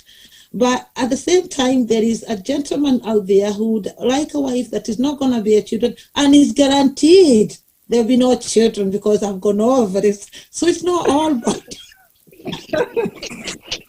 It's not. I like that. It's a win-win situation. So it's over to you, Femi. Femi, I need you to add one or two things, and then he's got a lot to add, not one or two. No, I think Femi has been pardoned for today because he's going through some technical issues where he is right now. I don't think he'll be able to. No, he's gonna. I don't think he'll be able to say. He already asked to be pardoned for today. Let's just give him. I did ask for that. I'm not sure if you guys can hear me, especially the people on the our audience who are watching us. I'm not sure if they can hear me, but I'm still here. I'm still holidaying away from England. I'm in East Africa. I'm due to come back to the UK shortly. You know, guys, tell me if they can't hear me, please. But, you know, I must say thank you to the wonderful ladies who have shared their stories with us. You know, I heard Isha speak 2 years ago at the cancer research. I was running around the room taking pictures, and when she started speaking, I paused. And I thought, wow, what an eloquent young lady. Not knowing that I knew her mother. So when I found out who her mother was, I was like, no wonder. But, you know... no wonder, so you can put... yes, I could put one and one together. And, you know, she comes from you know, a good place. And you can tell in the way she presented herself today. So I want to say thank you to the ladies. Caroline reached out to me this afternoon. You know, the person called me. She called me direct, and I was on another Zoom call. I did not pick up because obviously I don't want to pay the roaming charges. So that's one of the reasons I didn't pick up. And I'm thinking, you know, I don't recognize this number. And then she followed up with a text, with a WhatsApp message, and she gave me a quick, short history of herself. And I thought, wow, this is wonderful. But obviously, it's not just my decision to agree. But I actually went and I said, yeah, of course, why not? Join us. And then I thought, no, I have to reach out to Isatta and the team and see, you know, what they say. And I did. And really and truly, they were all jumping and saying, yes. So I want to say thank you, Caroline. It can't be easy, as my colleagues just said, to just jump on any platform and share your personal stories with total strangers. But sometimes I think maybe from where we come from in Africa, sometimes that is also a good thing, because we tend to not to share to people that we know and love because we're worried about the stigma. So sometimes it's good to, you know, to go to somebody who totally you don't know and you're not connected with and explain your story. And as Isha said, you know, this is a different world that we live in. You know, our youths are communicating easier than some of us did at their age, and I think that's a wonderful thing. I remember when I was young, growing up in Sierra Leone, and I come from a big family, and we had lots of women in the house. And when that time of the month came, you know, they would whisper and whisper, and they would call it different names. I remember one name till today. They used to say, "Oh, cousin is coming." And I used to say, "Which cousin? Which cousin's coming?" You know, and you know, I could not understand the coded language, if I can put it that way, that our mothers, aunts, and sisters and cousins we're talking about. You know, growing up, I remember we came to the UK, and you know, our mothers loved to shop in Marks and Spencer. For some strange reason, Marks and Spencer has always been the place to be. And my mom took me to Oxford Street, and she wanted, you know, to go shopping, and we walked down the aisles, and she ended up in the lingerie department. I was so uncomfortable. You know, I'm standing there, you know, blushing. I mean, thank God for my complexion, because everybody would have known that this man is feeling very uncomfortable being there. But that's the kind of, you know, the kind of background I grew up, and most of us grew up in, that we didn't speak about women issues and stuff like that. Growing up and doing what we do, we tend to have a lot more of these conversations. Even today, I wasn't really sure what to say, how to say it. But, you know, since we've advertised the show, a lot of people have come out to me and said, Femi, you guys, you're doing well. You know, some of this stuff that you're talking about, I'm sure you don't really know much about it. And I said, yes, we don't. But this is an opportunity for us to learn. So we're learning.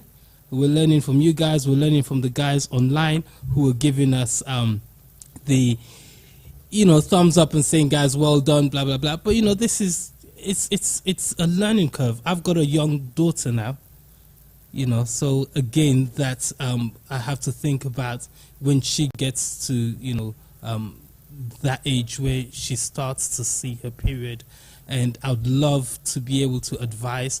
I'd love that she has the right people around her that can give her the support that she might need for anything. And, you know, some of our sisters maybe didn't have that, you know, and that is sad. But, you know, it's part of our culture. It's part of our development.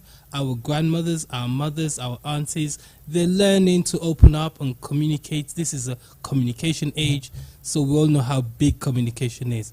And I think Aisha said it just now, you know, if she has to go to the doctor and ask a question, she will do, because she's not paying for it.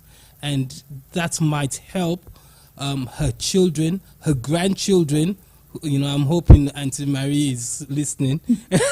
Her children and grandchildren yet to come, so that if there is any history of illness, you know, this can be seen, and we can educate our children and grandchildren for them to know that, you know, knowing about yourself, and some of those we might not be able to know ourselves physically, only through physicians.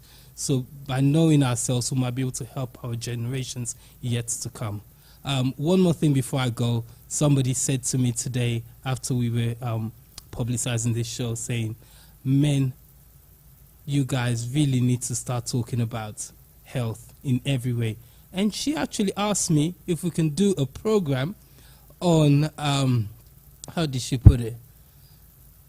On, how can I put it? When menopause. Menopause. Save that one for me. I don't think you need to discuss it. Save it. No, I'm going to say it because she's listening, and she'll kill me if I don't. But just save it for us. She said, you know, when infertility. So infertility, because it's usually the woman's problem again. You know, when a family can't have children, it's always the woman's problem, and the men never want to listen, and they never want to know, and especially us African men. So she said, Femi, when are you guys going to do that program? So unfortunately for us, I think we're in a long list of crazy programs that we're going to try and put together to educate our community. That will be an interesting program. Thank you so much, Femi.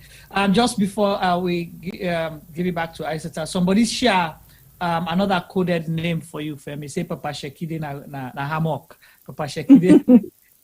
Papa Shekide na hammock. But Caroline, we just want to say thank you as well. Definitely. Now you have a new family, brother network that you can tap into, and definitely will be knocking on your door as well.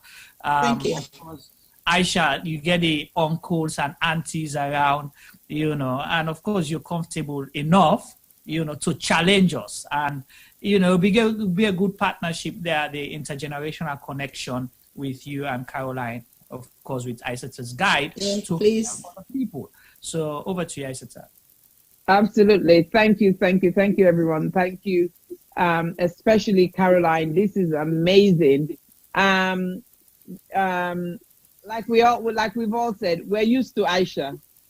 So we're used to her, and although she never stops to amaze us, she constantly is raising the bar, and that's why, even though she's the non-expert per se, she's expert by experience. I have to make sure I'm on my toes when I'm talking to her, because she does look for information, and she will indirectly test you. And I sussed that out for her a long time ago. And so now before I speak to her, I have to make sure I've done my homework and so on and so forth. But this is what we like. And this is what Femi and T-Boy and Juma are saying. It's about us. They're our future generation. We need to learn from them. We need to understand how they're thinking for us to be able to support them and be able to look after their grandchildren. Auntie Marie, hear me? Oh, the grandchildren in years to come. So, but, Caroline, thank you so much. I appreciate for you having me. Like Femi and Juma said, you've just made a new family.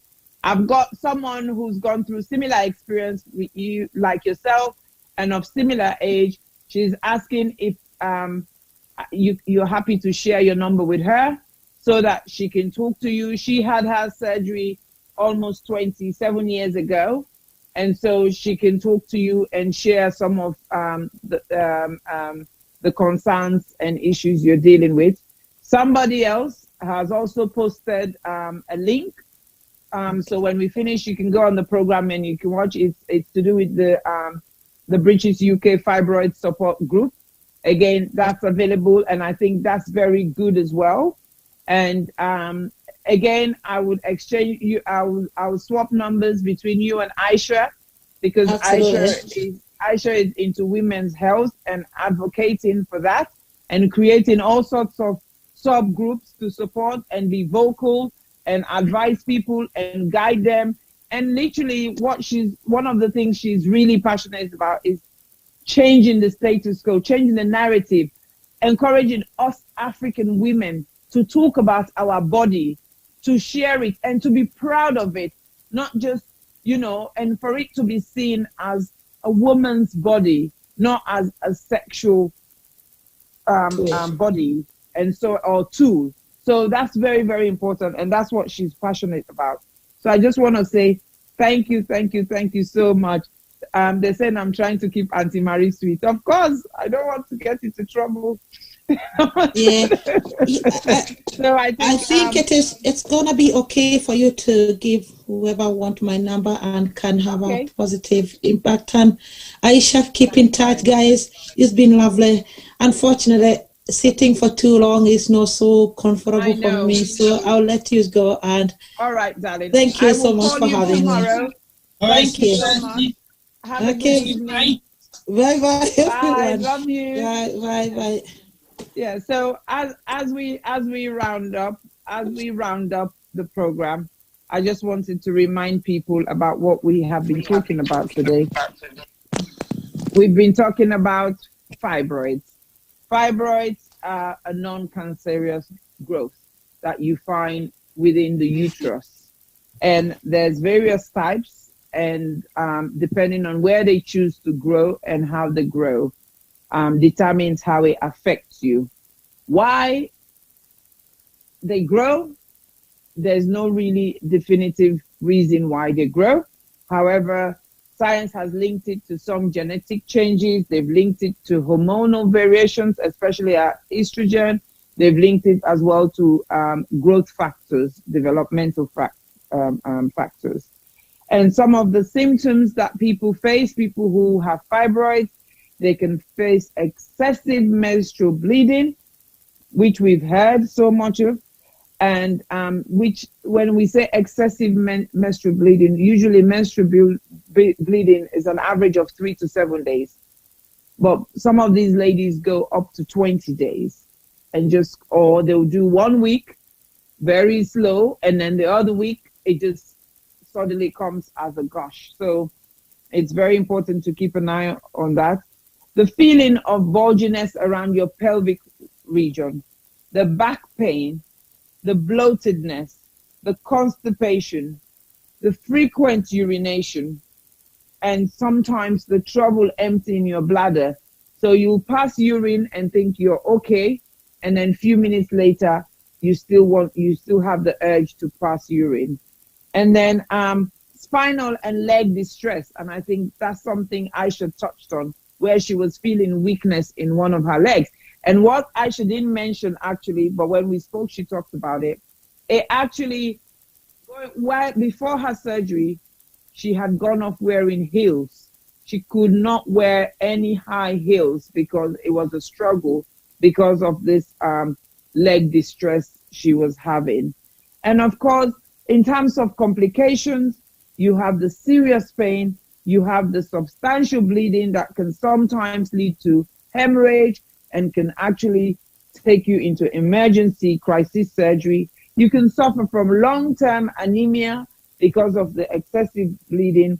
You can have urinary tract contaminations. You can have infections, regular recurrent urinary tract infections because you're not emptying your bladder properly. So the bacteria that is not supposed to stay there long enough stays there long enough. And then you can have the large fibroids that can actually obstruct the birth canal, and which can then either stop you from being pregnant, or it does actually put your fetus, when you actually do conceive, it does put your fetus at risk, and sometimes people suffer from miscarriage. And so those are some of the serious complications.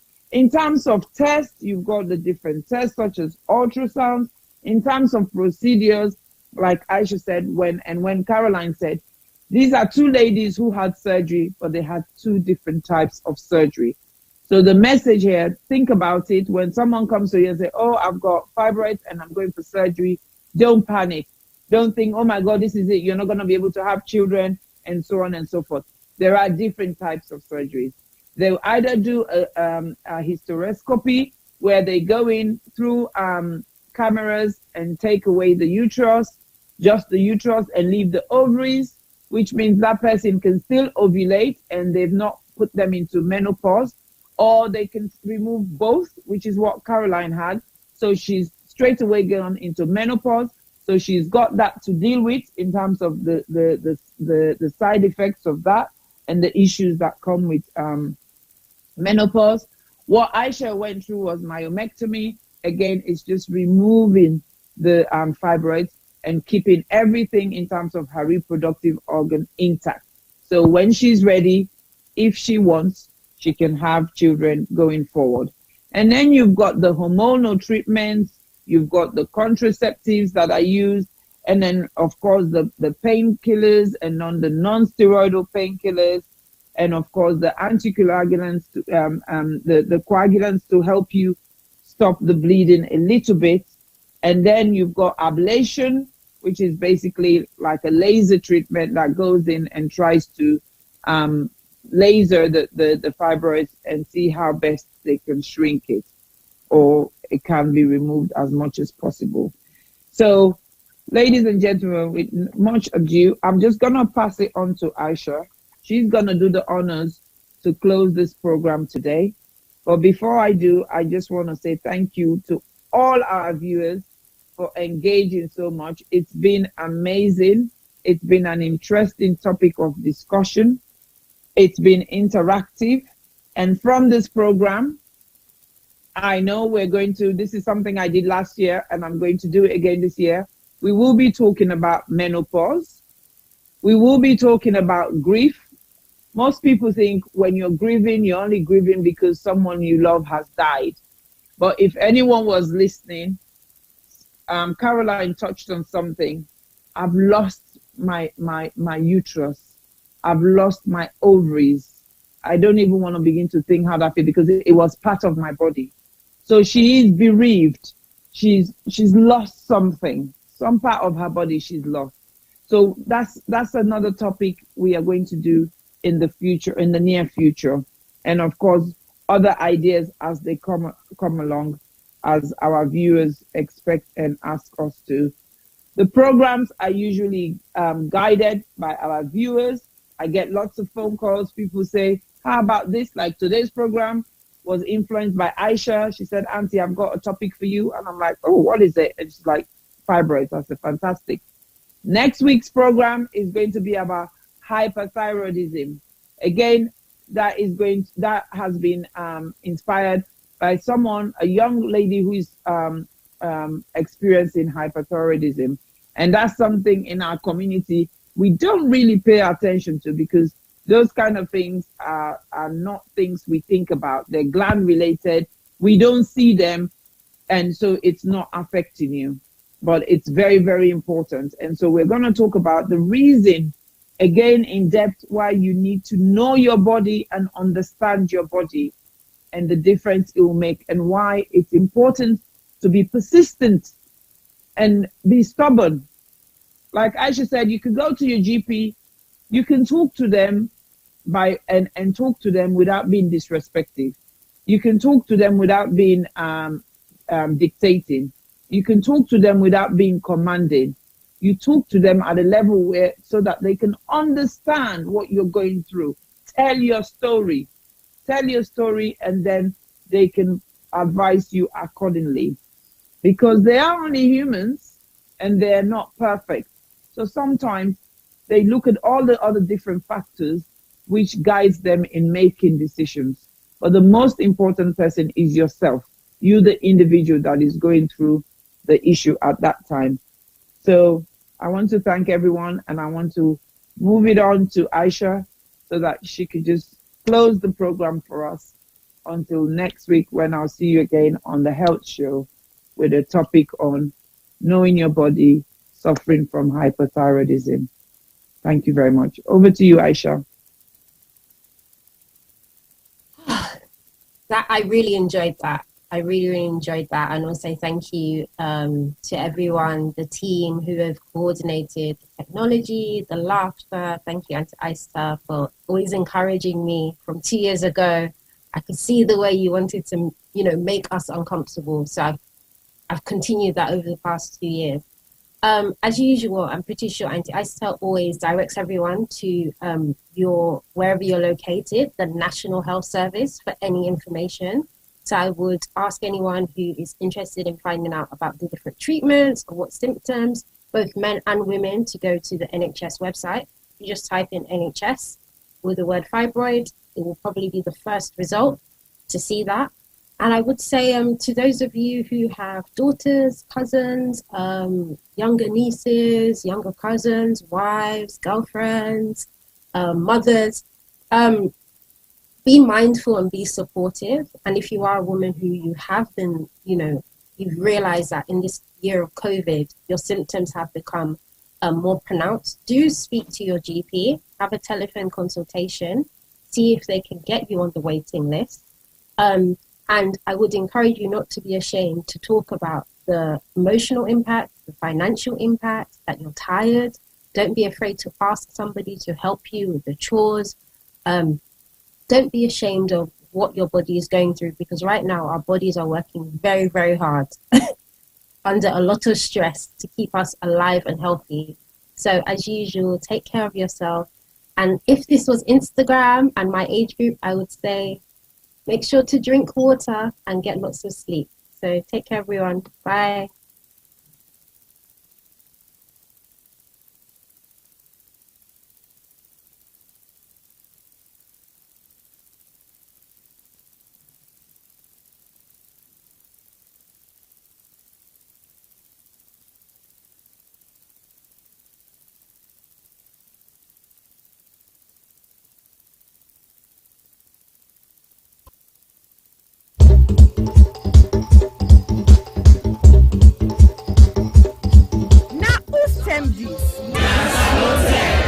Yes, this na time for all Salon people and them party them.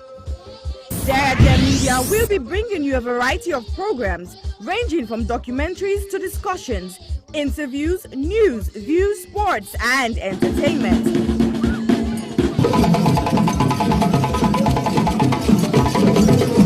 Our programs will contain matters on development, governance, the economy, and issues that are of importance to Sierra Leone. So, no left BNO because we get Bebe program then like Salon discussion, meets the ministers, the President's Hour, and the Gladi program. Look me, I look you. All this they start soon na www.sarahjmedia.org. Now who's tem these?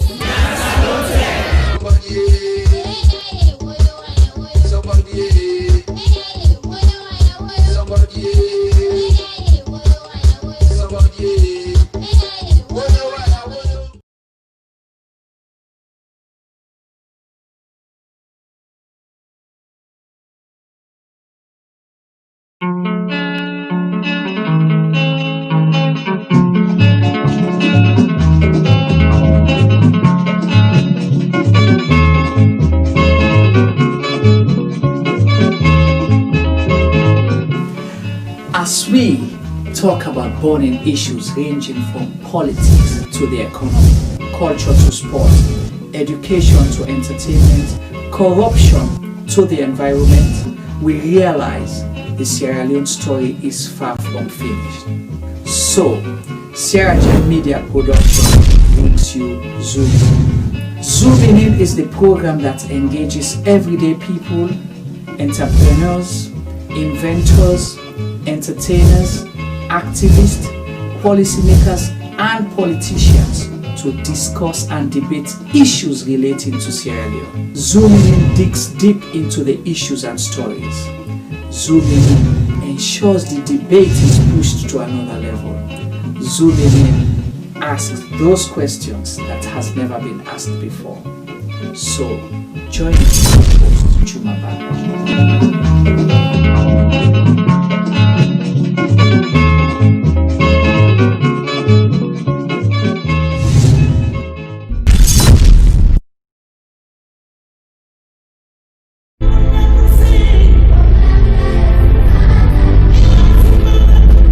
When I was young, a lot of things were different. Unfortunately, most of the differences seen now are heartbreaking and are not good at all. Before now, men were strong protectors of the weak, fathers, brothers, lovers, sons. Their mere presence guaranteed the safety of women and children. But what do we do now? Men harassing and raping women. Men sexually abuse little girls. Men battering and killing their wives. Any form of sexual assault, be it rape, sexual abuse, or pedophilia, is a killer to human self-esteem. Women should stop dying in silence. Speak now. The rapist should be stigmatized, not the victim. I think death sentence should be the consequence of such terrible act. And you mothers, build confidence in your children, put trust in them, listen to them when they make reports, and take necessary actions. Talking of mothers before now, women were virtuous. They were mothers, daughters, and sisters. Nurturing, counseling, supporting their men folks. But now, Women are trafficking female children for money. Women are forced to be silenced. All this must stop, and it must stop now. Real men do not abuse, rape, or molest women and children. It is barbaric, unacceptable. Let all real men stand with us. Together, let's say an emphatic no to rape, sexual abuse, pedophilia, and domestic violence.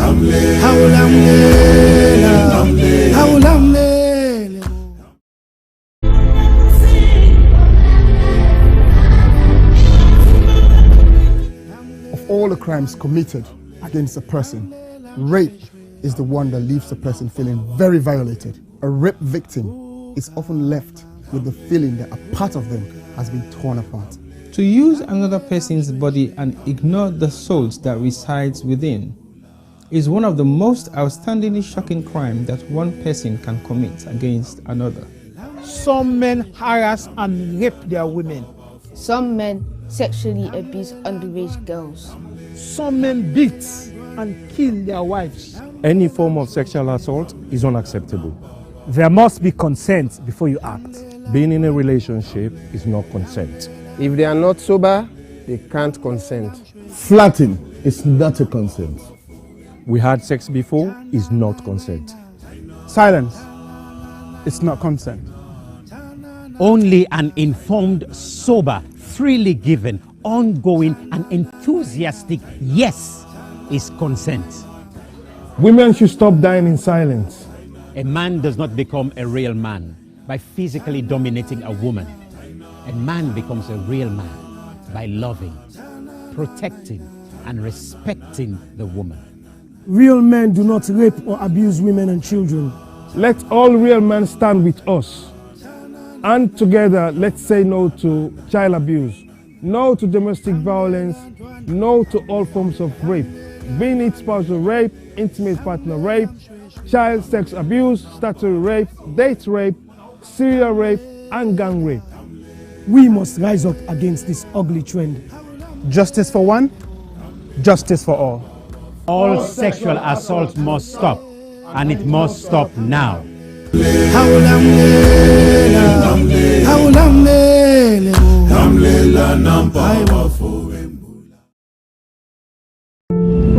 I was raped multiple times by my aunt's boyfriend when I was 6.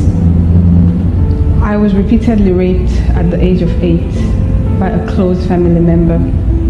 I was raped at 19. I didn't speak openly about it because I was ashamed and afraid that people would judge me. I was raped at age 5 by my caregiver's husband. On June 17th, 2020, 5-year-old Khadija Sakho, a beautiful little girl from Freetown, Sierra Leone, was repeatedly raped and strangled to death, allegedly by her own cousin. Her death shocked the nation. But in truth, in this small West African country, 9 out of 10 girls experience some form of sexual violence in their lifetime. Think about that for a second. 9 out of 10. That's 90%. My name is Isha Sisay. I'm a journalist and activist. I'm joining forces with Idris Elba and other activists from across Sierra Leone to support the survivors of sexual violence with the Survivors Solidarity Fund. Please consider donating whatever you can afford. All monies raised will go to 4 local organizations currently providing free medical and legal services to survivors. 5-year-old Khadija lost her life to sexual violence. That same threat remains for millions of others. So this is also a call for you to use your voice, your power, to draw attention to an enduring culture of rape. Together, we must end it now. My name is Isha Sisay. I am Khadija Sakho. I am Khadija Sakho. I am Khadija Sakho. I am Khadija Sakho. I am Khadija Sakho. We are Khadija Sakho. We are all Khadija Sakho.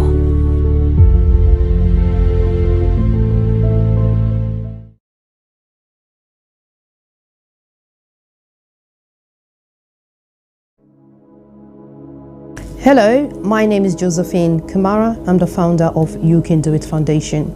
You Can Do It Foundation is a charitable organization based in Sierra Leone, West Africa.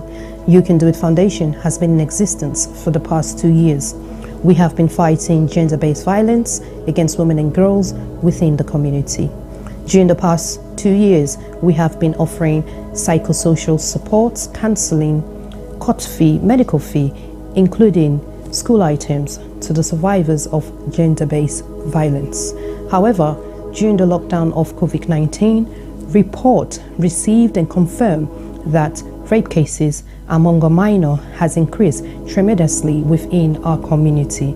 Because of this, You Can Do It Foundation has secured the land to build an accommodation for the survivors of rape. However, this may almost become impossible without your generous support. We need your help to build this home for the survivors. Your help could be in cash or in kind.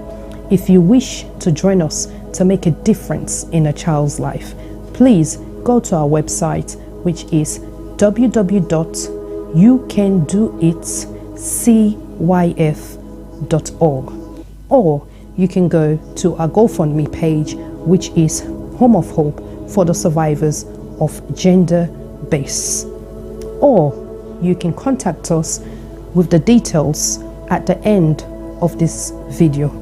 We thank you greatly for your generous support, and thank you once more for making a difference in a child's life.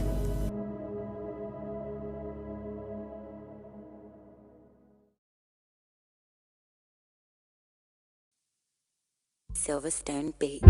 People killing, people dying, children hurting, hear them crying. You can practice what you preach, or would you turn the other cheek? Father, Father, Father, help us, send some guidance from above. People got me questioning, where is the love? See this life going evil, we all have to give, yeah, yeah. Cause all I see is evil, and too much killing of my people, yeah, yeah. So let's bless one another, yeah, yeah. So let's help one another. I sing again, yeah. What's in me, I don't see this kind of thing where they happen. This not for be education opportunity. Now in we need, let we learn for the share, not to attempt for big greed. You see this life, the live, you see what we lose and we know. Stop killing one another, let's stand together, yeah. Stop playing the hero, looking at each other like we're zero. On the block with a C, money dip and make every day pan pre, yeah. R.I.P. they took our boys, they take our joy, take our joy. They study time, we stop now crime. Don't blind bodies like your future. Stop the stabbing, stop the killing. Let's love one another. Peace. I see fighting every day, I see dying every day. Why don't we help each other and pave the way for a better life, a life that we all deserve? Instead of killing each other, why don't we preserve? So you wanna be a bad man, he's gonna be a badder man. You got a big knife, he's gonna get a bigger knife. Our people suffered for years in chains. Now we turn on each other, cut for gains. For the ones that send the youth to kill themselves, you pretend to be a father figure but only care for yourself. You are nothing but the flesh of the devil. You're evil, low life on another level. Think about the mothers and the pain they go through. You don't care for these kids, they mean nothing to you. But karma only knows the boomerang maneuver. One day the green reaper will be your remover. They settle the range, ranting up some sanctimonious food. Is as poetic verses, ruminate a prophecy given to a sentient dude.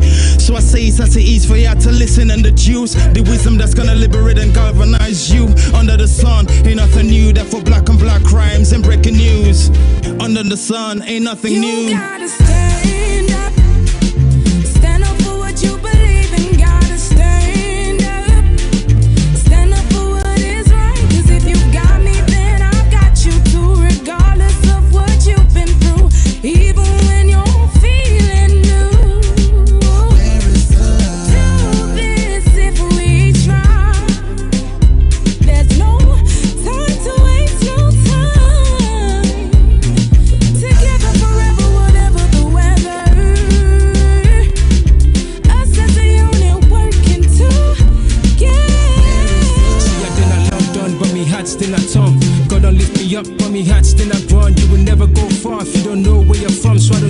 myself, I'ma do it for the young. Plead to my brothers, let's do it for the youngers. Why spend a bag on a jumper? Back where you're from, people dying with hunger. With people then they suffer. You then I argue, they bluff, it's copper.